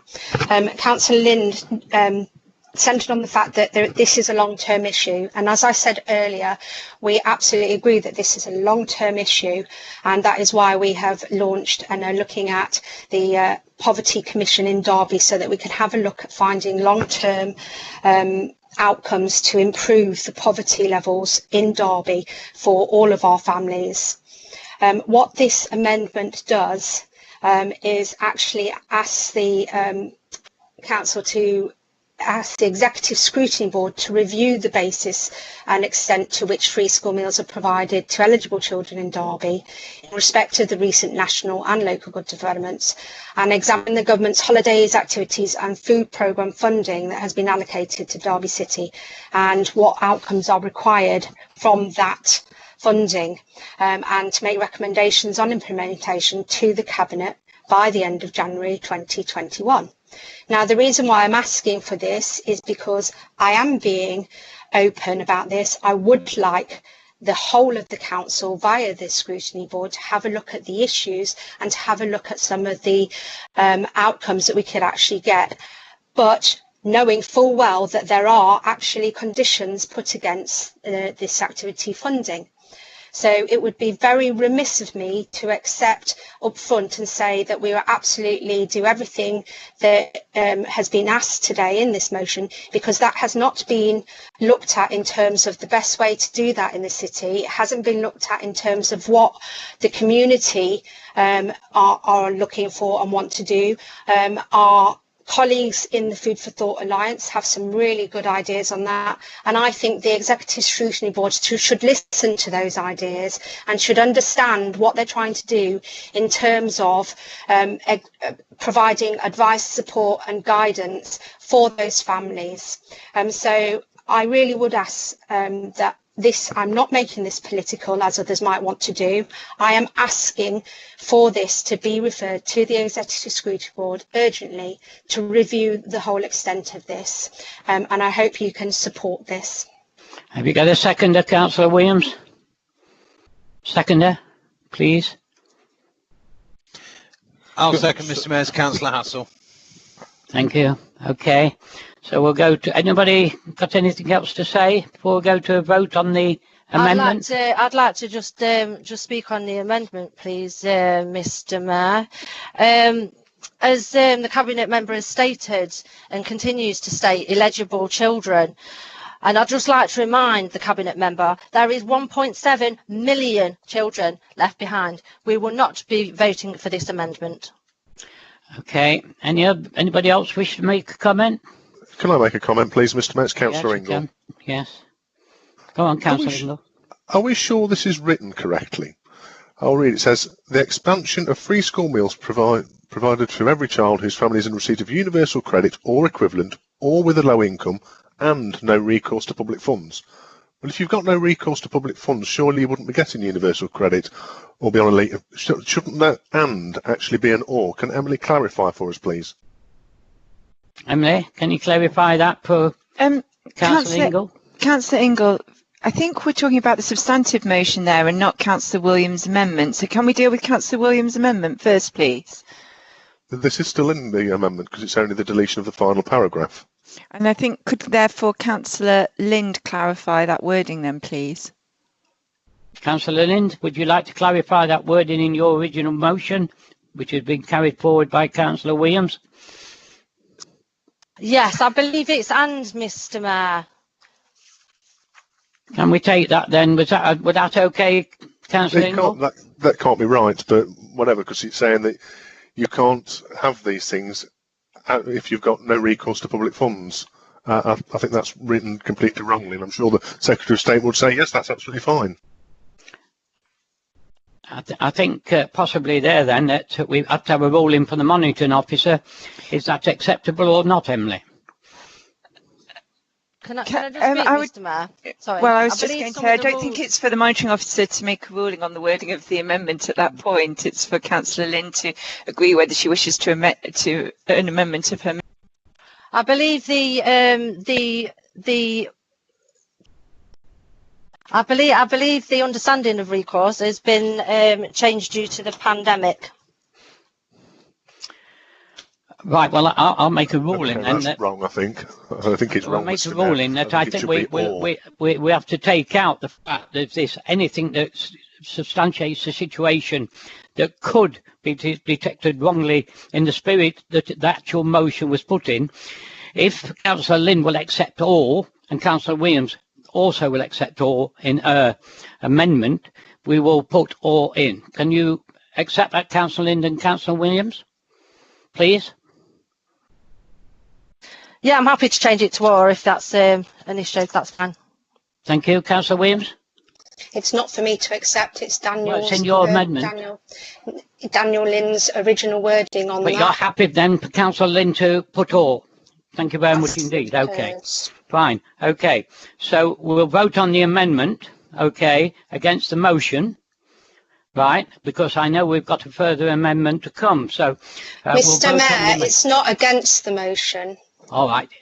Irrespective, is to vote whether the amendment becomes the substantial motion. So we'll take a vote. Alex, would you like to conduct the roll call, please?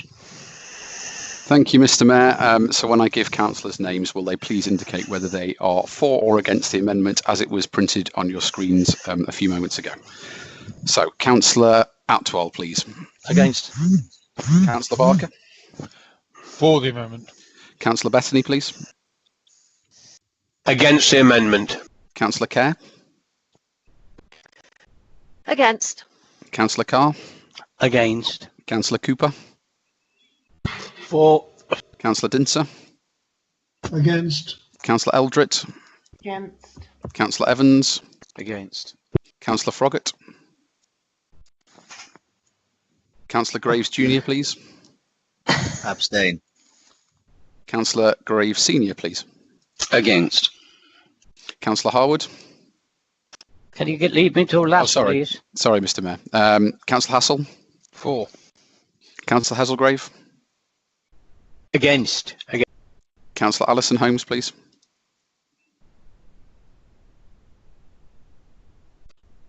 Councillor Matthew Holmes, please.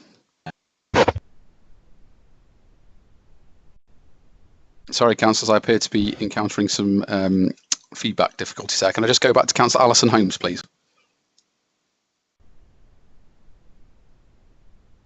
Councillor Matthew Holmes. Councillor Hudson, please. For. Councillor Hussain, please. Against. Councillor Ingle. For. Councillor Jangir Khan. Against. Councillor Shiraz Khan, please. Against. Councillor Kuss. Against. Councillor Lind. Against. Councillor Marshall. Against. Councillor McChrystal. For. Councillor Nater. Councillor Nater, please. Against. Thank you. Councillor Nawaz. Councillor Nawaz, please. Against. Councillor Patterson. For. Councillor Pearce. For. Councillor Peatfield. Against. Councillor Adrian Pegg. For. Councillor Paul Pegg. Against. Councillor Potter. For. Councillor Poulter. For. Councillor Repton. Against. Councillor Ralston. For. Councillor Russell. Councillor Russell, please. Councillor Sandhu. Against. Councillor Shanker. Against. Councillor Skelton. Against. Councillor Smale, please. For. Councillor Stanton. Against. Councillor Testro. For. Councillor Webb. For. Councillor West. Against. Councillor Williams. For. Councillor Willoughby. Councillor Willoughby, please. Alex, Councillor Willoughby's having some difficulties. Okay, we will put a phone number in the comments just shortly, and if Councillor Willoughby could contact that number, then a member of IT might be able to help out. Councillor Wood, please. For. And the Mayor, Councillor Harwood, please. Abstain. With your permission, Mr. Mayor, I will just go back and revisit some of the councillors who missed out, because I think there were some technical problems. Councillor Froggatt, please. For. Thank you. Councillor Alison Holmes, please. Councillor Alison Holmes. Okay. And then finally, Councillor Russell, please. Sorry about that, Alex. Against. Against. Okay, bear with me one moment, please, Mr. Mayor.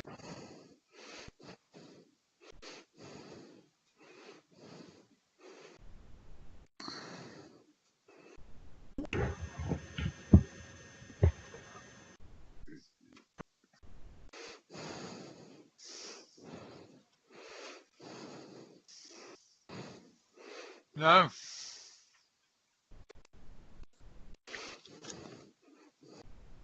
Thank you, Mr. Mayor. That amendment is lost by 26 votes against, 19 votes for, with 2 abstentions. Right, thank you very much, Alex. So we go back now to the original motion. I believe we've got another amendment from Councillor Shanker. Are you going to put that forward, Councillor Shanker? Yes, indeed, Mr. Mayor. If Alex or officers wouldn't mind sharing it on the screen, I'd appreciate that.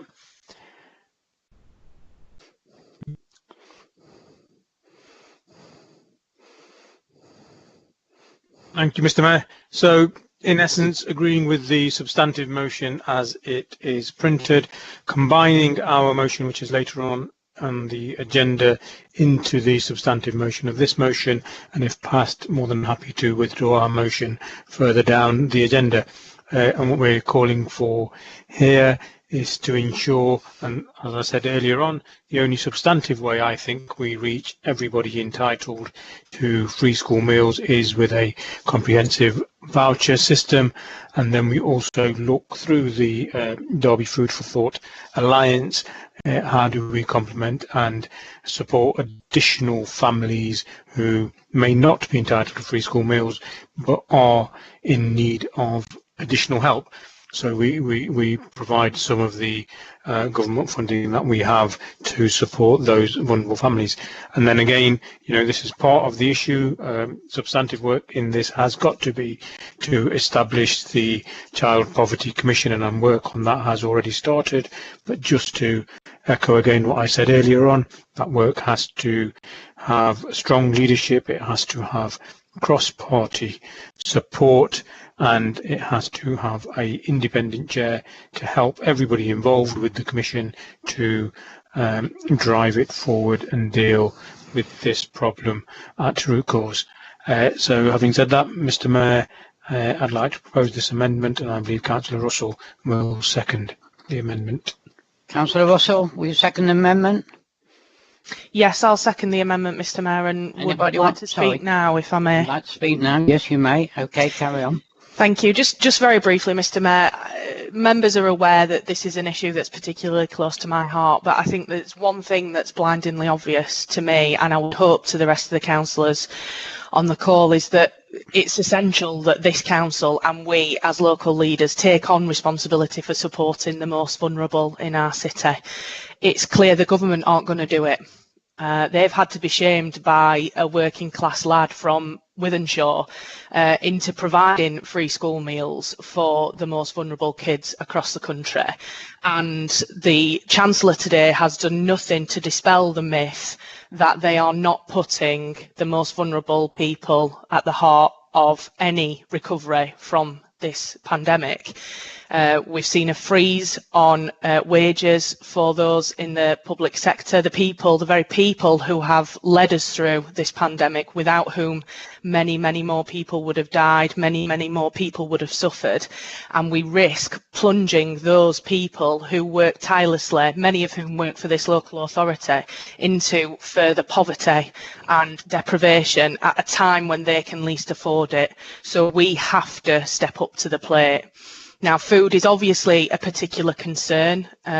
Free school meals has been an agenda item that's been high in the news because of the work of Marcus Rashford, but it's something that I and many others on this council that have been speaking about for a long, long time.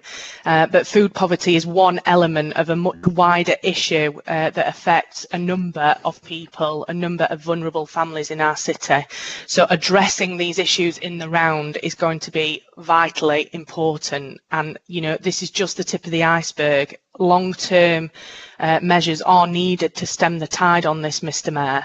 And I was reassured by the message from the Cabinet member in her statement at the beginning of proceedings this evening that she is keen to progress this matter, and that we will be reinvigorating the Poverty Commission to look at these issues, bringing together a cross-party consensus and utilising the superb people we have in this city and beyond who are experts in their fields, and pulling together some of that intelligence will be vitally important in addressing these issues.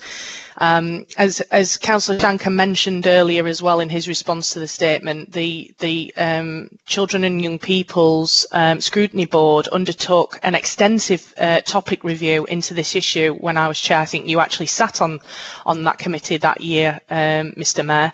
And as you'll know, we invited a number of people in to give evidence to that topic review, experts from across the city, teachers, housing professionals, third sector organisations, and a lot of useful information has been collated in that report, and I think that would be an excellent starting point and something for the newly formed commission to really build on.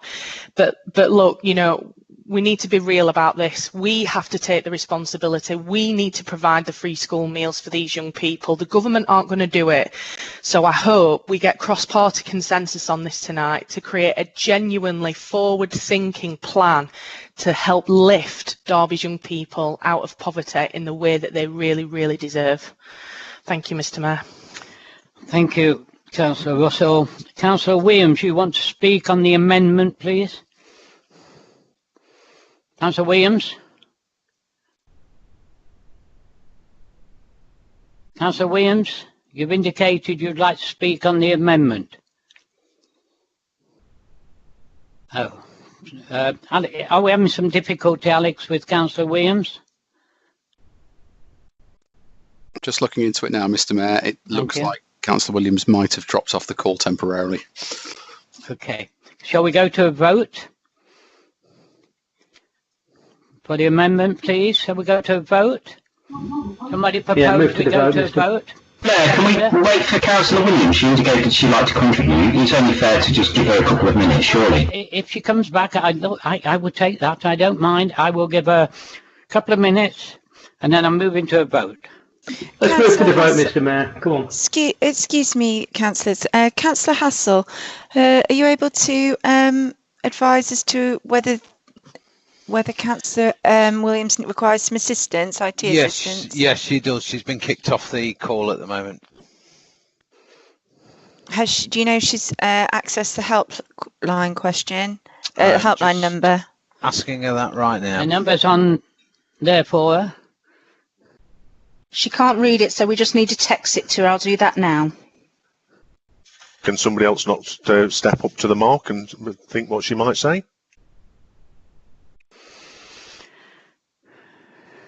Bear with us, councillors. I personally would never wish to step up to Yvonne's mark and think for her. I'm sure you wouldn't, Councillor Ralston, but we'll bear with it a little bit. Move to the vote.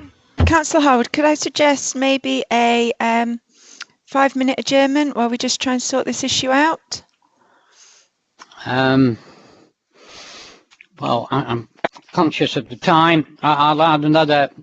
Well, we've had 3 minutes already. I'll allow another 2 minutes, and that could be the 5 minutes. It is an important issue, Mr. Mayor. I'm no doubt, Councillor Barker. Equally, surely there's somebody else from the Conservative benches that could speak.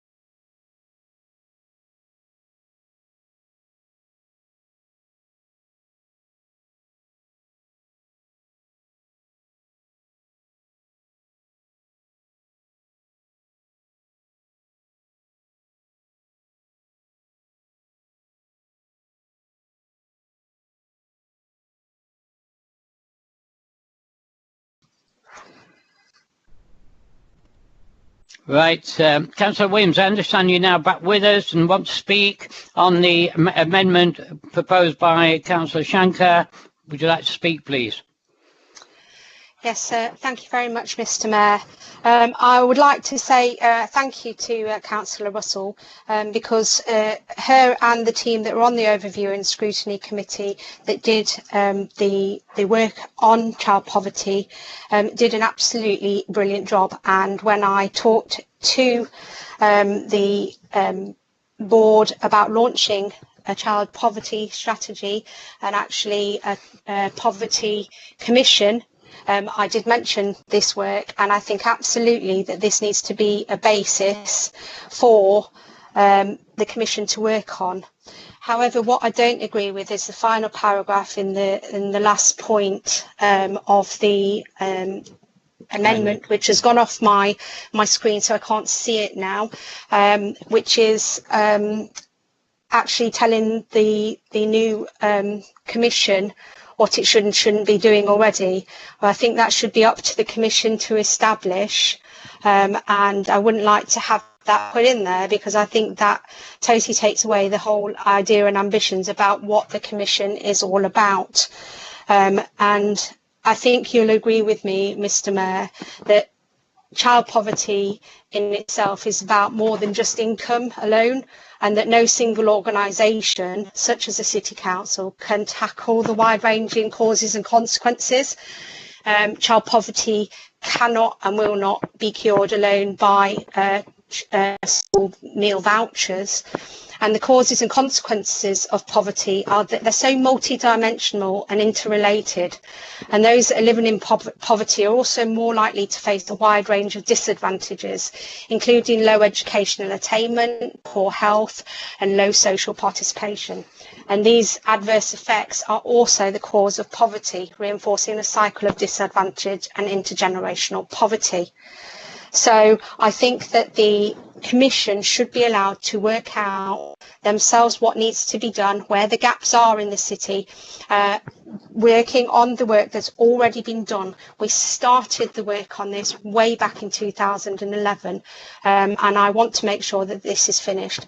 So I would have to abstain from this amendment, Mr. Mayor. Thank you.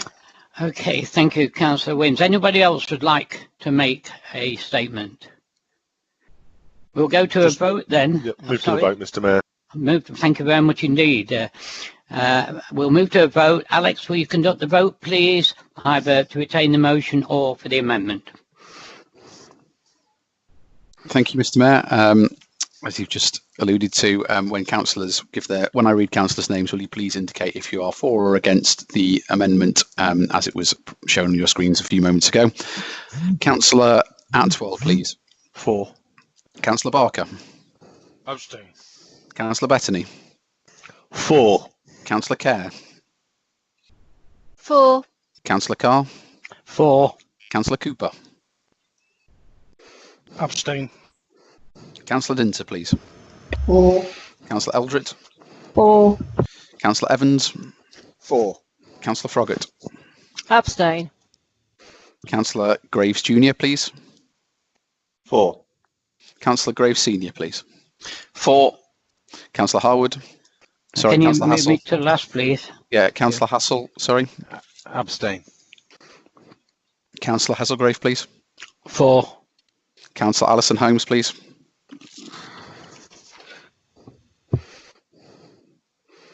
Abstain. Thank you. Councillor Matthew Holmes, please. Sorry, could you repeat that, please, Councillor Holmes? Thank you. Councillor Hudson, please. Abstain. Councillor Hussain, please. For. Councillor Ingle. Councillor Jangir Khan. For. Councillor Shiraz Khan. For. Councillor Kuss. For. Councillor Lind. For. Councillor Marshall. For. Councillor McChrystal. Abstain. Councillor Nater. For. Councillor Nawaz. For. Councillor Patterson. Abstain. Councillor Pearce. Abstain. Councillor Peatfield. For. Councillor Adrian Pegg. Abstain. Councillor Paul Pegg. For. Councillor Potter. Abstain. Councillor Poulter. Sorry, abstain. Thank you. Councillor Repton. For. Councillor Ralston. Abstain. Councillor Russell. For. Councillor Sandhu. For. Councillor Schenker. For. Councillor Skelton. For. Councillor Smale. Abstain. Councillor Stanton. For. Councillor Testro. Abstain. Councillor Webb. Abstain. Councillor West. For. Councillor Williams. Abstain, please. Councillor Willoughby. For, please, and I hope my sound's better. Yeah, coming across loud and clear, Councillor Willoughby. And Councillor Wood, please. Abstain. And finally, the Mayor, Councillor Harwood, please. For. As you're probably aware, Mr. Mayor, that amendment has passed. I will just count up the votes, however. That was worth waiting the 5 minutes for, then. Yes. I agree with you, Alex. Actually, it has been carried. So the amendment, Councillor Shanker's amendment, now becomes the substantive motion. Okay. And before we go for a vote to confirm that is...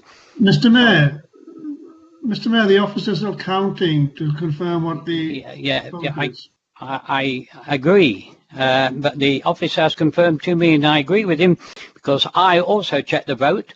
It has becomes a substantive motion, and I will carry on. Thank you. And unless there's any further amendments, I will go back to Councillor Lind per individual motion for her to have the right to reply before I go back to the vote. Mr. Mayor, could I speak, please? Councillor Poulter. Councillor Poulter, could I speak? Councillor Poulter. Yes, please. Yes, you can speak. Yeah. I'd like to know the numbers on the last vote, please. Okay, Alex, have you got the numbers? Thank you, Mr. Mayor. By our count, it was 30 votes in favour to 19 votes against, we believe. Well, I think... Alex, it wasn't against, it was abstention. Sorry, my mistake. Yeah, yes, abstention. 30-0 actually, to be honest. Yeah, sorry. Yeah. Abstention. So is that okay, Councillor Poulter? You're happy with that? Any further amendments to the substantive amendment, which now is the motion? Right, Councillor Lind, would you like the reply before I go to a vote on it, please? Can we go to Councillor Ajit Atwell, who's second and reserved his right first, please, Mr. Mayor? Well, I can go to Councillor Atwell, but now the substantive motion is the one that was moved by Councillor Shanker, which means that the second doesn't apply, and we go back to Councillor Lind, who was the mover of the motion to reply. Okay, you do still have a right to speak, though, Councillor Harwood. So if Councillor Atwell would like to speak, I'd suggest you take it. Would you like to speak, Councillor Atwell? Yes, please, Mr. Mayor. Carry on. Thank you, Mr. Mayor. I feel very passionate about seconding this motion, as I believe that no child should ever go hungry. I would like to personally salute and thank the footballer Marcus Rashford for all he has done to promote this and force U-turns from the government on this topic, not once but twice. I was outraged when I heard that children were to go hungry during the recent half-term week, as their term time provision was not being extended to this. What is so different about the parent carer's ability to feed them between term time and in the holidays? I therefore had no hesitation than to work with some of my fellow local businessmen to provide free school meals well in excess of over 2,700 for my business premises over the half-term period. It was disgraceful that the council did not step in to provide support, as many local authorities did up and down the country when central government refused it. As has been noted early in the evening in response to a public question, it has been noted that none of the Tory councillors or their party members were involved in any such similar schemes. They seem to be more bothered about people delivering pizza menus, Community Magazine, and of course, Lib Dem literature. The more interesting, worrying things about that than tackling child poverty and hunger. What a disgusted, warped sense of priorities. This indeed shows the death of the compassionate liberal wing of the Conservative Party, as evidenced by the people from this wing of the party either being expelled or leaving, in this case of our own very own councillor, 1 year ago today, Councillor Steve Willoughby. I'm pleased the U-turn by central government, but I believe we should be going further and ensuring the scheme provides to all those in receipt of universal credit or with low income and no recourse to public funds, as suggested by this motion. I hope all my fellow councillors will join me in support of this motion and do the right thing and look after our kids of this great city. Thank you, Mr. Mayor. Thank you, Councillor Atwell. Councillor Lind, would you like to sum up on your point of view that you put the motion first before we go to a vote, please? I'm happy to move straight to the vote now, Mr. Mayor, please. Right, thank you. Alex, can you conduct a vote, please, to move that the amendment is carried? Thank you, Mr. Mayor. Just to clarify, when I read councillors' names, will you please state whether you are for or against the substantive motion as it has been amended, please? So, first of all, Councillor Atwell. For, please, Alex. Councillor Barker, please. Abstain. Councillor Bettany. For, please, Alex. Councillor Kerr. For. Councillor Carr. For. Councillor Cooper. Abstain. Councillor Dinser. For. Councillor Eldred. For. Councillor Evans. For. Councillor Froggatt. For. Councillor Graves Jr., please. For. Councillor Graves Senior. For. Councillor Hassel. Abstain. Councillor Hazelgrave. For. Councillor Alison Holmes. Abstain. Councillor Matthew Holmes. Abstain. Councillor Hudson. Abstain. Councillor Hussain. For. Councillor Ingle. For. Councillor Jangir Khan. For. Councillor Shiraz Khan. For. Councillor Kuss. For. Councillor Lind. For. Councillor Marshall. For. Councillor McChrystal. Abstain. Councillor Nater. For. Councillor Nawaz. Councillor Nawaz, please. Councillor Patterson. Abstain. Councillor Pearce. Abstain. Councillor Peatfield. For. Councillor Adrian Pegg. Abstain. Councillor Paul Pegg. For. Councillor Potter. Abstain. Councillor Poulter. Abstain. Councillor Repton. Councillor Repton, For. please. Councillor Ralston. Abstain. Councillor Russell. For. Councillor Sandhu. For. Councillor Schenker. For. Councillor Skelton. For. Councillor Smale. Abstain. Councillor Stanton. For. Councillor Testro. Abstain. Councillor Webb. Abstain. Councillor West. For. Councillor Williams. Abstain. Councillor Willoughby.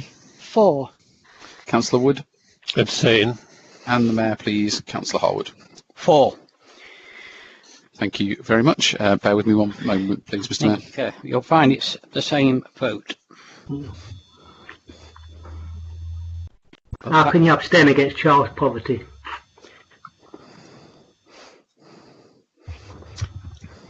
Well said, Sean.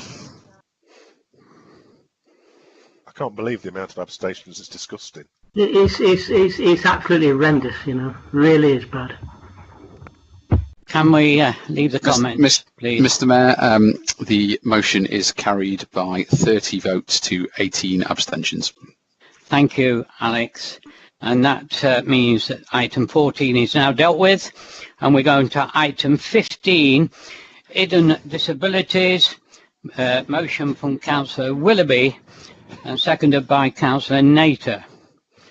Councillor Willoughby, before we move to the debate, I understand you wish to alter your motion under the provisions of Council Procedure Rule CP 53. Is that correct? That is correct, Mr. Mayor. So I don't know if the officers want to display it. I can just quick talk through it if you like. Before you talk about it, please. Right. I'll give a second or two before we talk about it so anybody can read it and see the change. Right, Councillor Willoughby. Yes, this is just to add if nobody's got any objection, this is just to delete the first sentence, which is repeated at the end. So it's improving the English really. And also to clarify at the end that we want to engage obviously the Disability Forum for this issue to be discussed and to be considered obviously at the council's own disability forum. So it's just adding that onto it, Mr. Mayor. Thank you. Anything else, Councillor Willoughby? No, that's one. That's right. all, yeah. Councillor Nater, you are seconding this. Do you wish to speak now or reserve the right? Sorry, Mr. Mayor. Sorry, Mr. Mayor. I think the amendment to the motion requires the meeting's consent, but if no councillors object to the slight change that Councillor Willoughby has put forward, then he'll then move forward with his speech to move the motion. Okay. And does anybody object to what Councillor Willoughby's done? Nobody. Okay. Councillor Nater, do you wish to speak now or reserve your right? Don't I need to propose the motion? I think that's what Alex just said, Mr. Well, Mayor. you have proposed it by moving it. So, Councillor Willoughby, you proposed it. And he has the right to make his speech now, Councillor Harwood. If he wishes to do so, but normally what we would do, we'd take the seconder if he wishes to. I asked Councillor Willoughby if he wishes to say any more, and he said no. That was on the amendment, Mr. Mayor. Just to clarify. Let's go back then. Let's go back to where we were then. I thought, Councillor Willoughby, you were going to carry on and make your proposal. You haven't done that, you say. So I'm quite prepared to go back and give you the opportunity now to again make your speech. Okay? Yeah. Thank you, Mr. Mayor. This motion I'm proposing tonight is about this thing here. To encourage the council to recognise and make adjustment for those like me who live with a hidden disability. In particular, as the theme for this year's International Day of Disabled People on the 3rd of December next week is people with hidden disabilities. The definition of disability under the Equality Act 2010 states that a person is disabled if they have a physical or mental impairment that has a substantial and long-term negative effect on their ability to do normal daily activities. Hence, when a person has a hidden disability, their impairment is not easily identifiable, in contrast to when this is of a physical nature. I live with a hidden disability condition known as dyspraxia. This affects my coordination and is caused by issues between signals sent by the brain to the various parts of the body responsible for coordination and movement. Yet how would you know that I had a disability and could hence make reasonable adjustments as should happen in today's environment? This discrete sunflower lanyard has been used over the last few years in locations such as airports and shopping centres to enable people like me to be easily and discreetly identified. Indeed, it was in the airport environment that I first encountered this scheme. One symptom of my dyspraxia condition is that I find spatial awareness very difficult. I therefore find crowds stressful at airports and get stressed in queues, in particular going through security with all the things you have to remember and feeling I'm under time pressure. Wearing this lanyard here has allowed me to go through fast-track security where there are less people and I do not feel so much under time pressure. I have also been given special understanding at passport control. So my airport experience in this country has greatly improved through this scheme, and I hope it can continue to be recognised widely. I want to take this opportunity for it to be recognised by the Council, so as it can make adjustment for those accessing its services, staff and elected members who have a hidden disability. What is more, I've picked up a number of lanyards at different airports for free after showing proof of my diagnosis. Hence it can be obtained from a number of outlets, thus making it easy to become a recognised symbol. It is of course totally voluntary whether or not you wish to make use of this scheme. I see the widespread use of this sunflower scheme as yet more progress in the recognition of and making adjustments for those with hidden disabilities. Over my life, since I was first diagnosed with what was then termed as ocular and motor dyspraxia at the age of 11 in the late 1970s, I have seen a massive improvement in attitudes to hidden disabilities. Indeed, the contrast between the experience of school for my 3 boys, who have all been diagnosed with a hidden disability of autism, and my own has been a much more positive one for them, with all the specialist support they receive. This did not exist when I was first diagnosed. We had not even heard of dyspraxia at this time, and I don't think the term hidden disability even existed. Prior to diagnosis, I had a rotten time at primary school, particularly being bullied for not being good at ball games and untidy handwriting. My condition was first actually noticed by a national cycling proficiency trainer who commented to my parents that he had passed me despite my disability, which obviously came as a surprise to us at that time. This then led to various visits by them to our GP, ending up with a referral to a hospital for tests and the eventual diagnosis. When I first went to secondary school, I was ashamed to admit to this disability, as it was something unknown at the time. But over the years, as I started to receive help in terms of sport and extra time in exams, very limited in comparison with the specialist support received today, I got the respect of fellow pupils for my uniqueness, and I was able to admit to this condition. And so I move through life and see recognition and awareness increase over the years, understanding at university the ability to drive automatic cars, and much more recently involved in discussion groups for making adjustments to my workplace to cater for people with autism, some say all part of this spectrum alongside dyspraxia. I'm actually now in an environment where I feel very comfortable to be open about this, as I'm of course proposing this motion tonight. So you can see from my life's experiences, I'm absolutely passionate that today's generation should not have to experience what I did in my early years. I look forward to discussing this further, if invited of course, at the Disability Forum. Hence, I very much hope that all of you will please support this motion, and let's see everyone treated with the dignity and respect they deserve. Thank you. Thank you, Councillor Willoughby. Councillor Nater, as a seconder, would you like to speak now or reserve the right? I'll reserve my right to speak, Mr. Mayor. Thank you. Would anybody like to make a contribution? Councillor Harwood, Councillor Paul Pegg is indicated. Right, Councillor Pegg. Councillor Paul Pegg. Shall we take the next one and then come back to Mr. Mayor, I Councillor do Pegg? believe it was Councillor Yvonne Williams as well before that. Well, as I say, I've got Paul Pegg first here on my list. Hello. But Hello. I'll take. Are you there? Can you? Yes, Councillor Paul Pegg, carry on. Oh dear. Can you hear me? Yeah, I can hear you, Paul. Yes. Okay, thank you. Thank you. Right. All right, something was kept happening then for a minute. Yes, thank you, Mr. Mayor. When I first read this motion, I was, prior to the amendment, I wasn't very keen on it, simply because of the potential for abuse.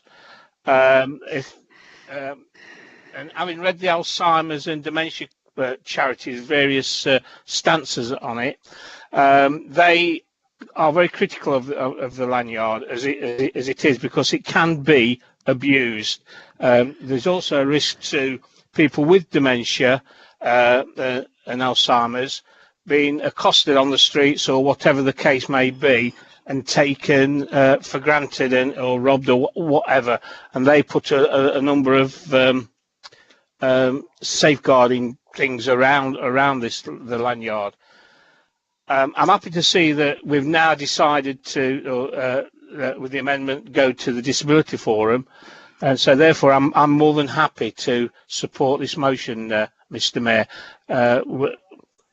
once we've got the Disability Forum's agreement. Thank you. Thank you, Councillor Paul Pegg. Councillor Williams. Thank you, Mr. Mayor. I too am also aware of the lanyard, as is my daughter, who is deaf. I would like to say that what is really important about the lanyard is that we make sure that we promote and understand the importance of actually asking people if they require help or if they require some more time to do what they're doing. I think Councillor Pegg has touched on some of the issues that have been raised by people with abusing the lanyard, and it really distresses me that there has been abuses of this lanyard, but the actual lanyard itself and the reason for having it is absolutely what Councillor Willoughby has stated. I have found it very useful when travelling. I found it very useful when trying to get to the front of a queue for the toilet. I have Crohn's disease. My daughter, as I said, is deaf. I cannot wait to go to a toilet. And when I've been able to use this lanyard, especially on planes, I have been put forward to the front of the queue. And that understanding from people has meant that I've not had to sit and explain. I haven't had accidents in the middle of the plane, and it has been very, very helpful. So I hope that this is taken in the sense that it is put here. I am interested to see what the Disability Forum want to make of this and the discussion around it. And again, I'm happy to be involved in that and to let people know about my experiences. But to say that we would happily support this. Councillor Williams, very nice, thank you. Councillor Carr. Yes, I'm not. Thank you, Mr. Mayor. Yeah, for me, this is a bit of a no-brainer. When I was in the job you're doing now, Mr. Mayor, I, on a number of occasions, attended events run by another outfit called the Invisible Friends, which was also supporting hidden disabilities, and I was very, very moved by some of the people I met at that event. And I understand that my predecessor, John. Crikey, I've forgotten his name now, but John also was very impressed with these people to the extent that he gave them quite a lot of money at the end of his mayoral year. I also decided to change one of my projects and give them some money. And I'm not going to encourage you to follow my example, Councillor Harwood, but I will definitely be supporting this motion. Thank you. Thank you, Councillor Carr. Anybody else? Can I suggest move to the vote, please, Mr. Mayor? Yeah, well, yes, I will. Yeah, but I agree with Councillor Carr. I too have been at events with Invisible Friends and can endorse what he says. So we'll move to a vote. And I think a second. Before we do that, Mr. Mayor, I get a chance to speak. Yes, that's right. Before we do that, okay, Councillor Nater, would you like to speak now? Yes, thank you, Mr. Mayor. I just wanted to thank members for the support on this. And I've personally seen a lot of hostile situations at work where people cannot be identified visibly for their hidden disabilities. That's the reason I wanted to second this motion, and saying that this can run alongside other schemes. We're not trying to, for example, give one against the other. But I think it's a matter of choice, isn't it? And Councillor Williams and the other speakers have said the goods and the bad things about the sunflower lanyard. But I think it's a matter of choice for people, and I'm happy to second that. Thank you, Mr. Mayor. Thank you. Before we go to a vote, Councillor Willoughby, as the mover, would you like to summarise, please?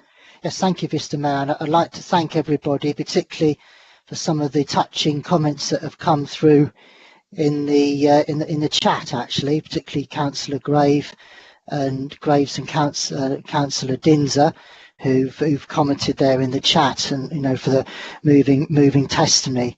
And it's sort of actually moving me quite well that with the support that we're getting for this, and certainly thanks to Councillor Williams for her contribution as well. It's obviously the way it's been used, and at airports I could have gone into more detail, but I know we're all on this remote thing, so our attention spans are not that big, so I kept it as short and sweet, my speech. But yeah, I could have gone into more detail where I've had similar experiences like that with wearing this lanyard as well. So I'd like to thank everybody, and just move to the vote, please, Mr. Mayor. Thank you. Unless anybody's against or wishes to have the vote, I would take it that everybody is in favour. Anybody wish to have a vote, or can we say that we're all in favour? think it's safe to say We're all in Right, favour. Thank We're you all in very much. favour. We'll deal with that. So the motion is carried. Item 16, accessible toilets and hidden disabilities. A motion moved by Councillor Nater, seconded by Councillor Lind. Councillor Nater, would you like to put your motion, please? Yes, thank you, Mr. Mayor. The charity. Can we have it up? Is it possible to put it up, please? The motion, please. Can we put it up? We're just doing that, Mr. Mayor. Thank you. Sorry about this, Councillor. We normally only display the amendments, Councillor Harwood, but we can bring it up on screen if you wish. I would like people to see that it's there, please. Councillor Nate, it looks so we're struggling a bit to get it up. Would you like to carry on, please? I can do, Mr. Mayor. Thank you very much. Thank you very much. The charity Cronins and Clotis UK is encouraging venues providing accessible public toilets to install new signage. This is to help stop stigma and discrimination towards people with invisible illnesses such as Crohn's disease and ulcerative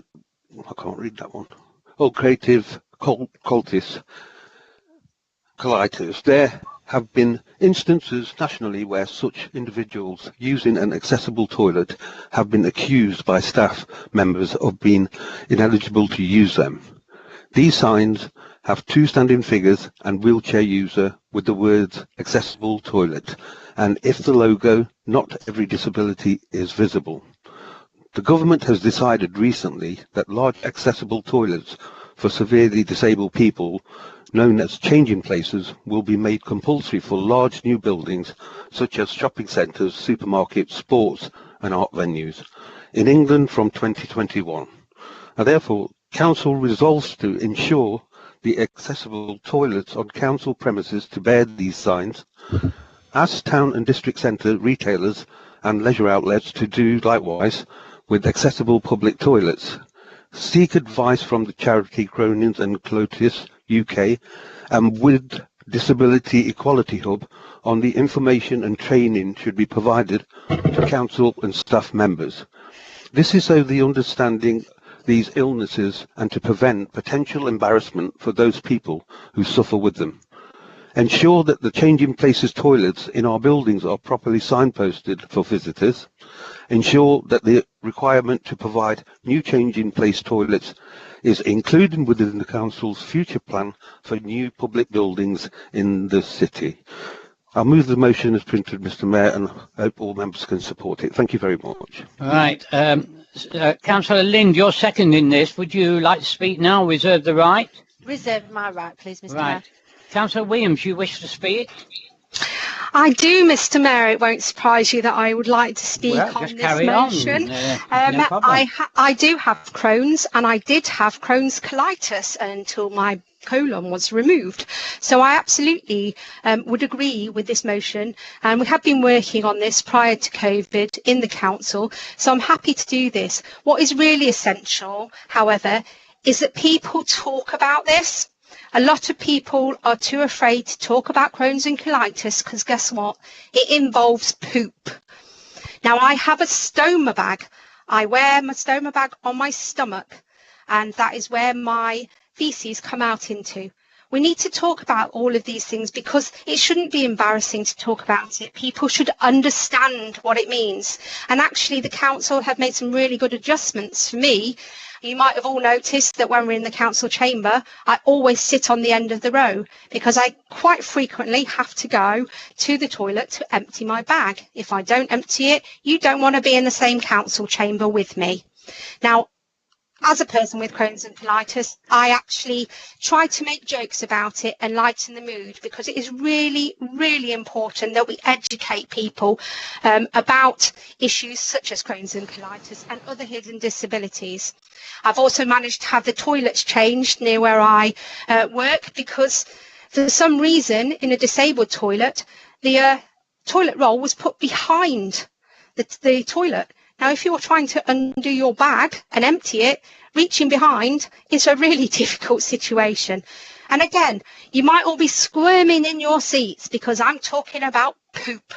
Well, guess what? Squirm away, because it's really important that we talk about it. So I am all for this motion, Mr. Mayor. I hope other people can get behind it. And you know what? If you want to talk to me about it, I'm quite happy to sit and talk to you for hours and hours and hours, or just over a gin and tonic, because that really does help me with my Crohn's and colitis. Thank you, Mr. Mayor. Thank you, Councillor Williams. When I worked for the Derbyshire Building Society, my colleague who was on the counter with me, she had Crohn's disease, and was Seba saying to me, can you take over the till, Frank, while I pop away? So I know exactly how you feel. Councillor Ingle, you want to make a contribution? Yes, thank you, Mr. Mayor, for the opportunity to speak. I fully support this motion. I used to work with a gentleman at Toyota who was blind and also had Crohn's disease, and the company there made fantastic adjustment for him. And that was 10 years ago. This should have been done 10 years ago. And you're right to speak up about it, Councillor Williams. We do need to have these conversations about poop. Thank you, Mr. Mayor. Thank you for that, Councillor Ingle. Anybody else wishes to speak? Yes, please, Mr. Mayor. I did indicate. Sorry, I've missed you, but I apologise. I haven't seen that. Right, don't worry about it, Mr. Mayor. I haven't got it on my list, and I apologise to you. Go on, carry on. Right. That's quite all right. Yeah, yes, I clearly fully support this, and I'm glad that Councillor Williams has brought the situation to the front. We do need to talk about it. I can't climb stairs if I need to go to the toilets, and I will use the disabled or accessible toilets on the ground floor. And some of the looks that you sometimes get are really embarrassing, but it's there. It's a fact of life, and that's basically it. But I'm sure we're going to all support this, and we need to speak far more about it out in the open, as Councillor Williams has said.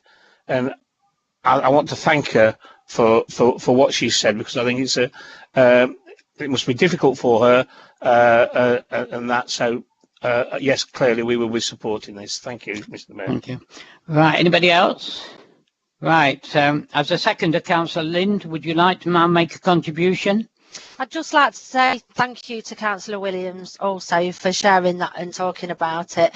I'm happy for Councillor Nater to sum up and move to the vote now, Mr. Mayor. Thank you. Well, you invited him, so I will take that on board. Councillor Nater, you've been invited, and I will endorse that. Councillor Nater.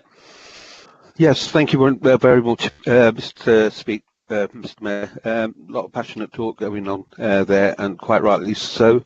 I'd just like to thank members for supporting this. It is serious issues in public buildings. A lot of people are doing things, but one thing I would just like to say is if we can move this along, I do understand it's been going on for a while.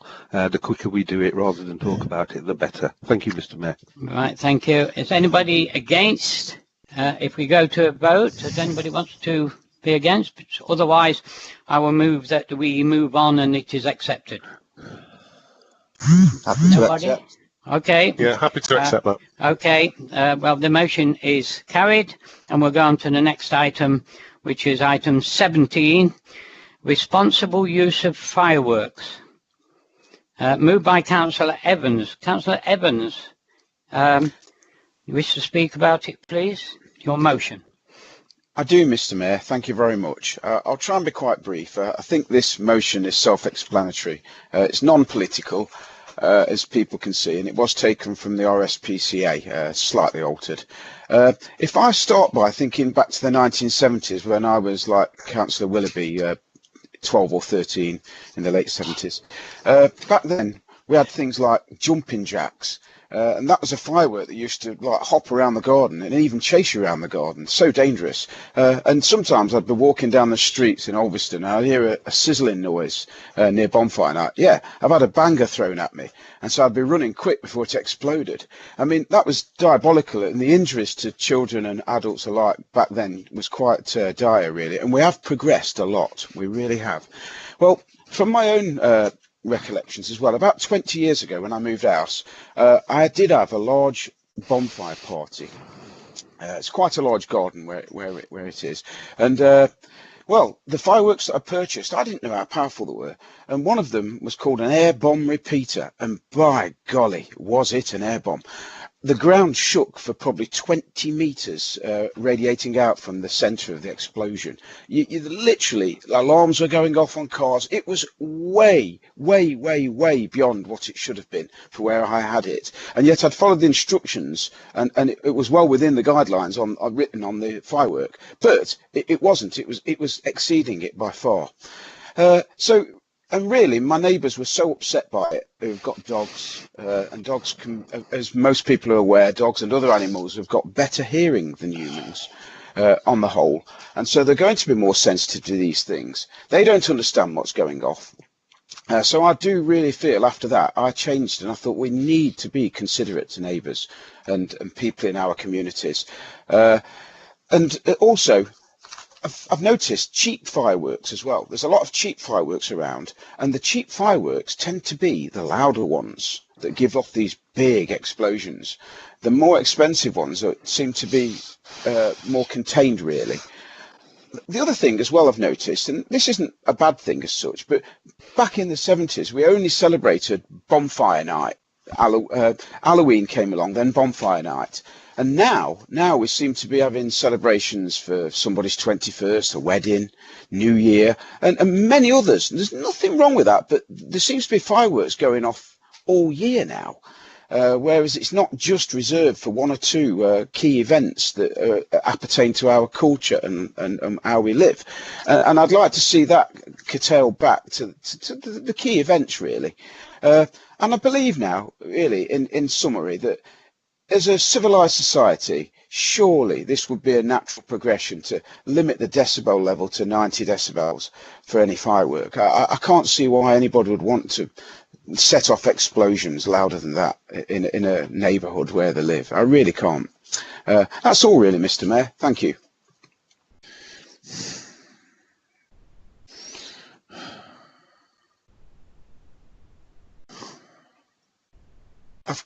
I've got deadly silence. Councillor Howard, are you still there? Sorry. Very good. Yes, of course. Yes. I'm still here. Okay. We couldn't hear you for a moment, Councillor Howard. Thank you. Thank you. Councillor Cuss, you're seconding this motion. Do you wish to speak now or reserve the right? I'd like to reserve my right, please. Okay. I understand that Councillor Graves, you would like to speak on this?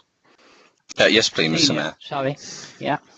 Mr. Mayor, I'd like to share the story of our dog, Sparky, who has since passed away.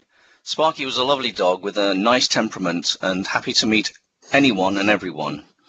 However, during Guy Fawkes season and other occasions where fireworks are used, he was a terrified dog.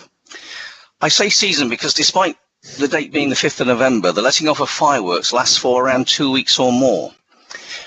We tried all the usual calming methods, such as doggy drugs, but each time the loud bangs went off, he would shake and shiver as if it was shell shock. He had been in World War I. Had he been in World War I, he would have been classed as a coward and shot for desertion. Obviously, as a dog, he needed to be let out occasionally for a wee. Of his 14-year life, in 7 of those years, the bangs of the loud fireworks scared him so much he would literally jump through the hedge and run. Just run. He had no idea of where he was going. He would just search for somewhere with the natural sound of the environment. One year, he was gone for 3 days and was found in a farm outside the city. Mr. Mayor, our scenario is no different to what thousands of pets, farm animals and wildlife go through with much louder fireworks that are sold. It seems that manufacturers are racing to see who has the loudest firework. We also have to remember that many old people, especially single old people, can also be frightened in their homes. And we must never forget our veterans that may be suffering PTSD. Many of them have suffered the tribulations of war for our country. This motion does not seek to stop firework events, but asks us to remember what fireworks were initially intended for and to think about the animals that have no idea what is going on. Fireworks should be visual, the pretty displays that are wondrous and pleasing to the eye. Setting a limit of the loudness of fireworks would go a long way to reduce the unintended consequences of the loud banger fireworks. Also, Mr. Mayor, I have to highlight that most of those animal owners do not want to be party poopers. do not want to ban such celebrations. They simply want displays to be more considerate in those celebrations. Thank you, Mr. Mayor. Right, thank you, Councillor Graves. Councillor Nater. Thank you, Mr. Mayor. I think Councillor Graves has covered that very well. He's made points that I was going to make. Just to say on that we've had so many complaints this year in our wards and so on. But we'd just like to say our group fully supports the motion. Right. Councillor Ralston.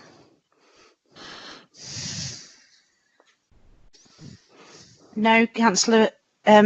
Mr. Mayor, it's not for speaking, thank you. Okay, thank you. Anybody else? Before I go to Councillor Cuss. Councillor Howard, Mr. Mayor, Councillor Barker. I haven't got you down on the list. Councillor Barker, go ahead then. Yes, thank you, Mr. Mayor. Ladies and gentlemen, fellow councillors, I was party in 2002 to the then government's motion relating to fireworks and trying to initially get a total ban on fireworks other than for permanent displays. And at that time, as a police officer, what transpired from that, of course, was the fact that we now live in a multicultural society, and it isn't just about November the 5th that we have to consider. We also have to consider other festivals from throughout the religious and also from the cultural society that we live in.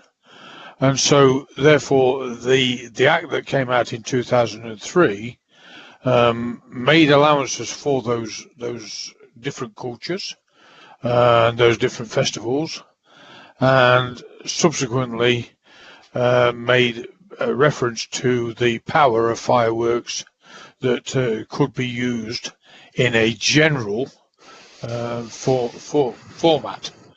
The difficulty that I have with this motion is quite simply that you talk about decibels. The decibels of a firework are really down to the atmosphere in which they're let off. If there is a low cloud base, for instance, the decibels are obviously muted by the cloud formation.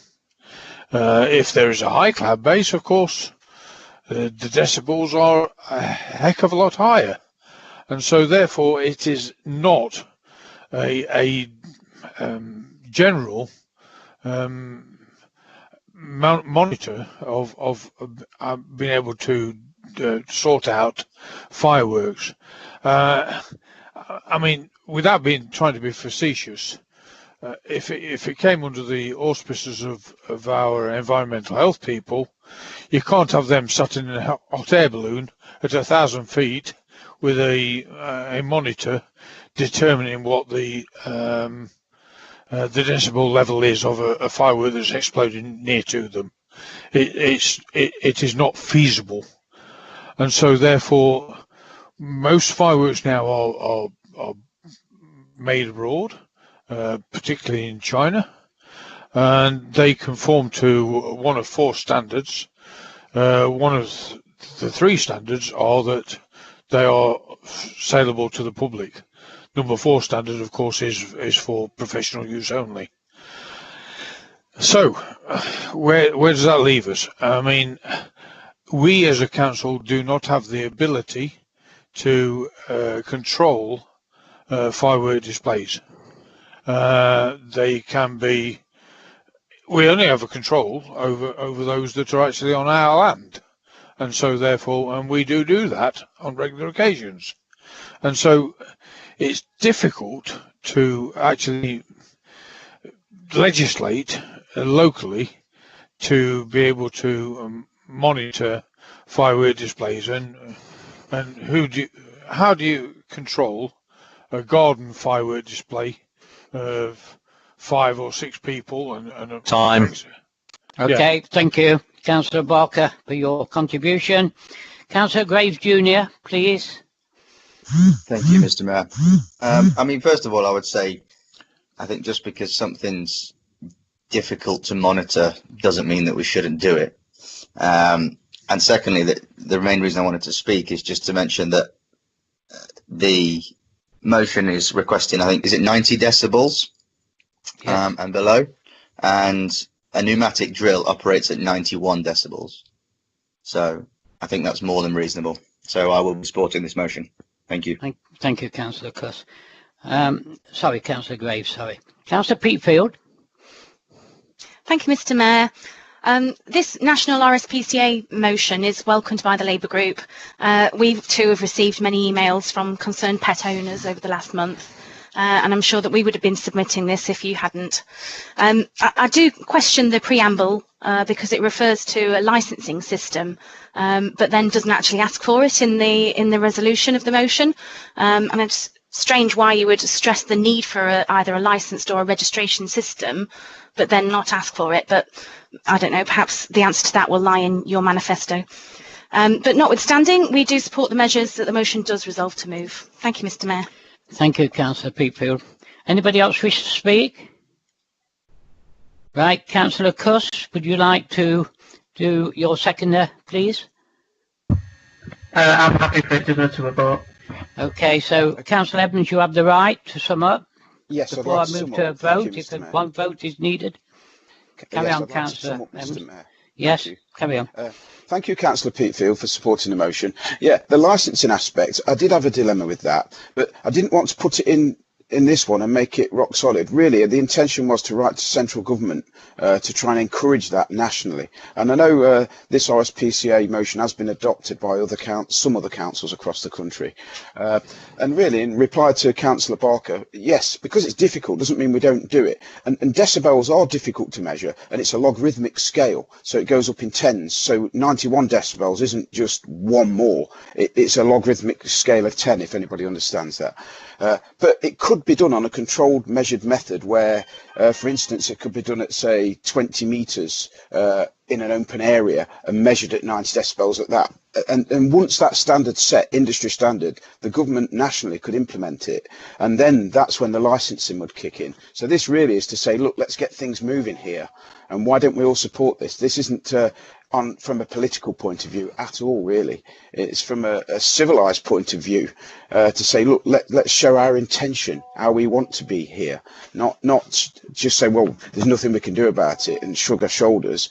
So really, I was hoping that I'd get the full support of the Chamber this evening. Thank you, Mr. Mayor. Thank you, Councillor Evans. Unless anybody wishes to vote against this motion, and they can indicate to me now, I will move that the motion is carried. Is anybody against it and wishes to have a vote? I take it no. Thank you very much indeed. The motion is carried. We're going to item 18, redundancy payments, moved by Councillor A.W. Graves and seconded by Councillor A.J. Graves. A.W. Senior Alan, would you like to put your motion, please? Thank you, Mr. Mayor. This motion is very straightforward and highlights the anomalies in the government's and our policies. Redundancy is not a pleasant experience. As councillors, our fundamental role is to ensure the policies of the council are sound and that we contribute to the development of these policies. I discovered reading the redundancy policy of Derby Homes that theirs is a reflection of the council's. Mr. Mayor, we are not supposed to be allowed to discriminate against people based on many things, including age. I believe that most people would agree with that standpoint. Our policy on redundancy appears to do just that, discriminate on age. Redundancy payments are not valid unless the employee has at least 2 years of service under their belt. Then after that, the payments received depend on their salary and length of service. Our policy states that payments should relate to the number of years of service. That is perfectly acceptable and appropriate and is consistent with national policies. However, I have discovered that employees under 21 are only entitled to half a week payment for each year of service, with those aged 22 to 24 are entitled to 1 week for each year of service, and 45 to 65-year-olds 1.5 weeks for each year of service. That, Mr. Mayor, discriminates on age.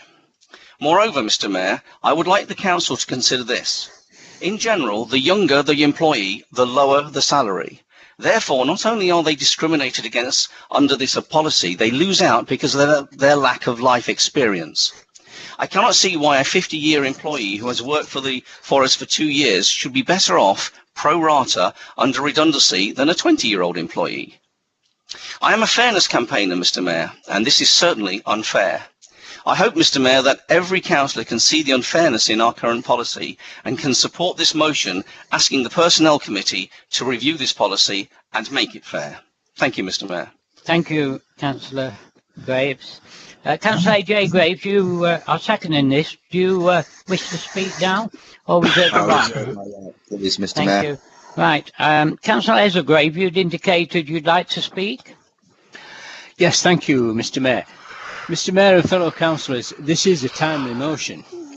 Personnel Committee has unfortunately only met once so far this since the AGM, as it fell foul on 2 successive occasions to IT issues, and we're no stranger to those this evening.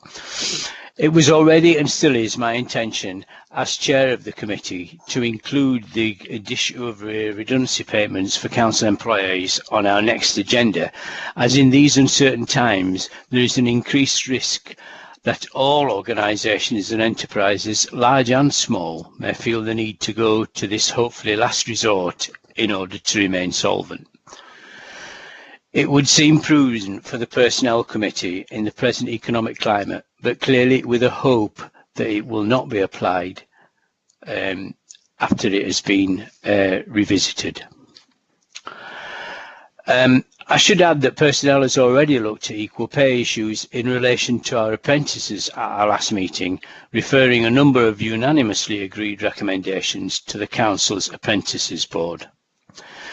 Mr. Mayor, fellow councillors, the consequences for both our national and local economies arising from the pandemic and the imminent ending of transition arrangements as we withdraw from the EU are daunting. It is ironic, therefore, that the group which was the greatest champion of Brexit, now the Reform Derby Group, is proposing a mechanism with the aim of protecting possible economic casualties of Brexit, namely those who find themselves at risk of redundancy. I will be charitable and suppose that this emerging threat of mass redundancies is for them an unintended consequence, but the phrase "be careful what you wish for" does spring to mind. Our group fully support this motion, and whether it stands or falls, I assure all that this topic will feature on the Personnel Committee's agenda, with the starting point as outlined in this motion, but not necessarily confined by it. I urge all members to support this motion. Thank you, Councillor Ezra Grave. Anybody else wishes to make any comments? Right, Councillor A.J. Graves, would you like to second the motion, please? Yes, please. Thank you, Mr. Mayor. Not had many speakers on this, but I must admit it was quite funny to hear the Brexit dig. I'm sure that every councillor on this council would call themselves a champion for equality. And ageism often doesn't get the same light as the other isms, but it is just as important. So I would urge everybody to support this motion. Thank you, Mr. Mayor. Before we move to a vote, if one is needed, Councillor A.W. Graves, would you like to sum up, please? Thank you, Mr. Mayor.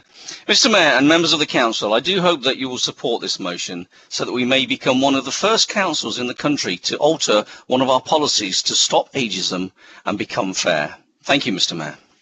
Thank you. Is anybody against it and wishes to have a vote? Please indicate before I go to a vote if needed. I take it that all are in favour of the motion, so the motion is carried.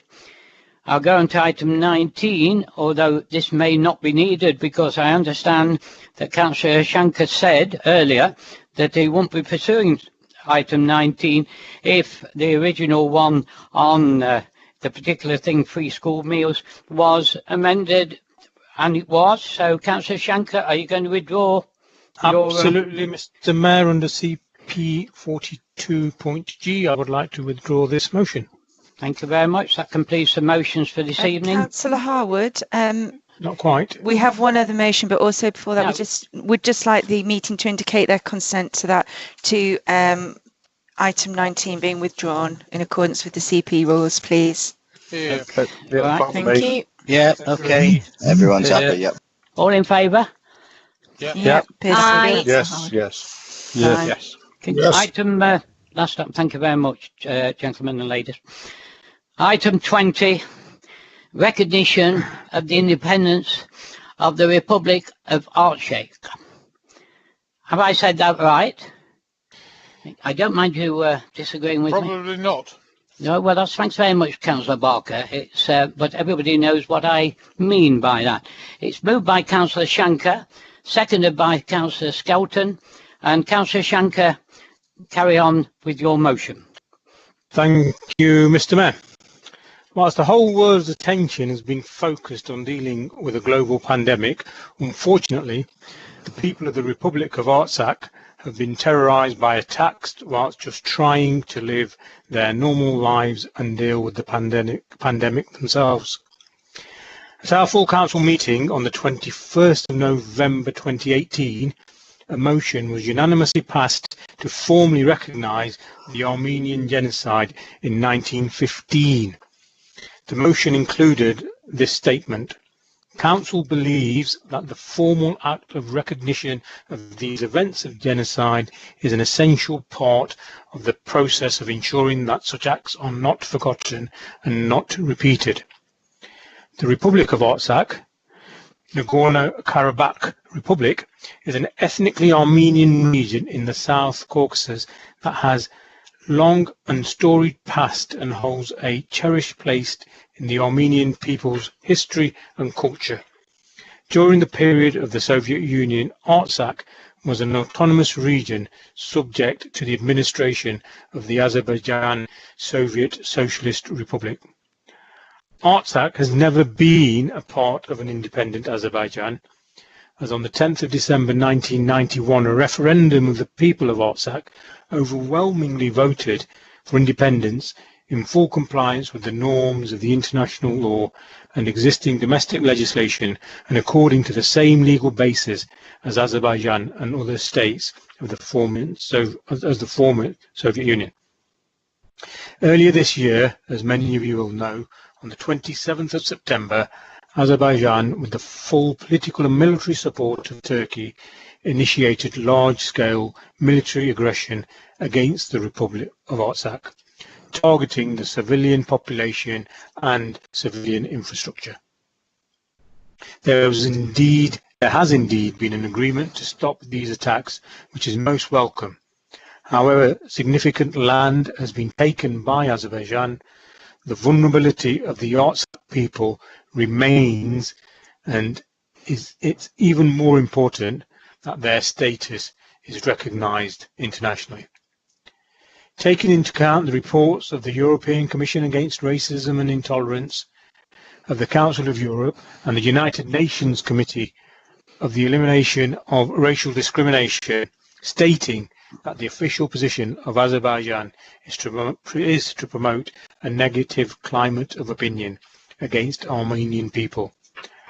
Azerbaijan's recent actions further emphasise the threat to the people of Artsakh and make it imperative for the international community to actively work towards neutralising it, including through the recognition of the Artsakh people's right to self-determination and their right to live freely and with the dignified in their historic homelands.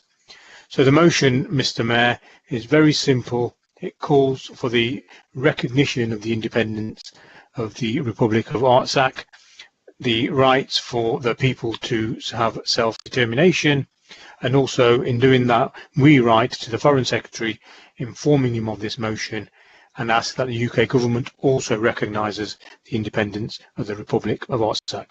Thank you, Mr. Mayor. Thank you, Councillor Shanker, and thank you for saying it's Artsakh, as I said. Now, Councillor Skelton, you're going to second this. Would you wish to speak now or reserve your right? I would like to reserve my right to speak. Thank you, Mr. Mayor. Would anybody like to make any contribution? Move to the vote, Mr. Mayor. Right. Councillor Skelton, would you like to now, as the seconder, make any comments? Thank you, Mr. Mayor. Yes, I think I'd just like to say that Derby does have a history of standing up for peoples who are in these sorts of situations, or where there's been issues of things happened in the past, such as the Ukrainian forced famine known as Holodomor, which we in Derby have recognised. And obviously within the Sir Peter Hilton Gardens there is a memorial plaque to that.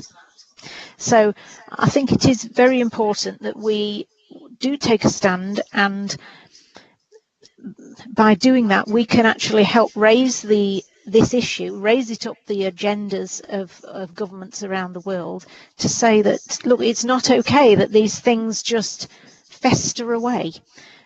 So I hope that the whole council can get behind this and vote for it. Thank you, Mr. Mayor. Thank you, Councillor Skelton. Councillor Shankar, would you like to sum up, please? Councillor Shankar? Sorry, Mr. Mayor, yes, I was just on mute. I don't think there's any further for me to add. Thank Councillor Skelton for seconding and supporting, and I hope full council's backing will be possible for this very simple motion. Right, thank you very much indeed, Councillor Shankar. Is anybody going to vote against it or wish to have a vote? Okay, nobody. Okay, thank you. So the motion is carried. Thank you very much indeed, and that's the last item of the evening. This brings the business today to a close. Thank you all for your participation. And for all those who are watching online, thank you as well for being with us tonight. I hope I haven't bored you too much, and I hope we haven't upset you too much talking about poo and wee. I'd like to take this opportunity to wish everyone a Merry Christmas, where we can hope for, and a very Happy New Year of what has been an exceptionally challenging 12 months for people not only in Derby, but around the world. And my condolences are to all that unfortunately may have lost their lives during this horrible time that we are in at the moment. I look forward to seeing you all in January, and I hope that we can be back in the council chamber together in 2021. Thank you very much again,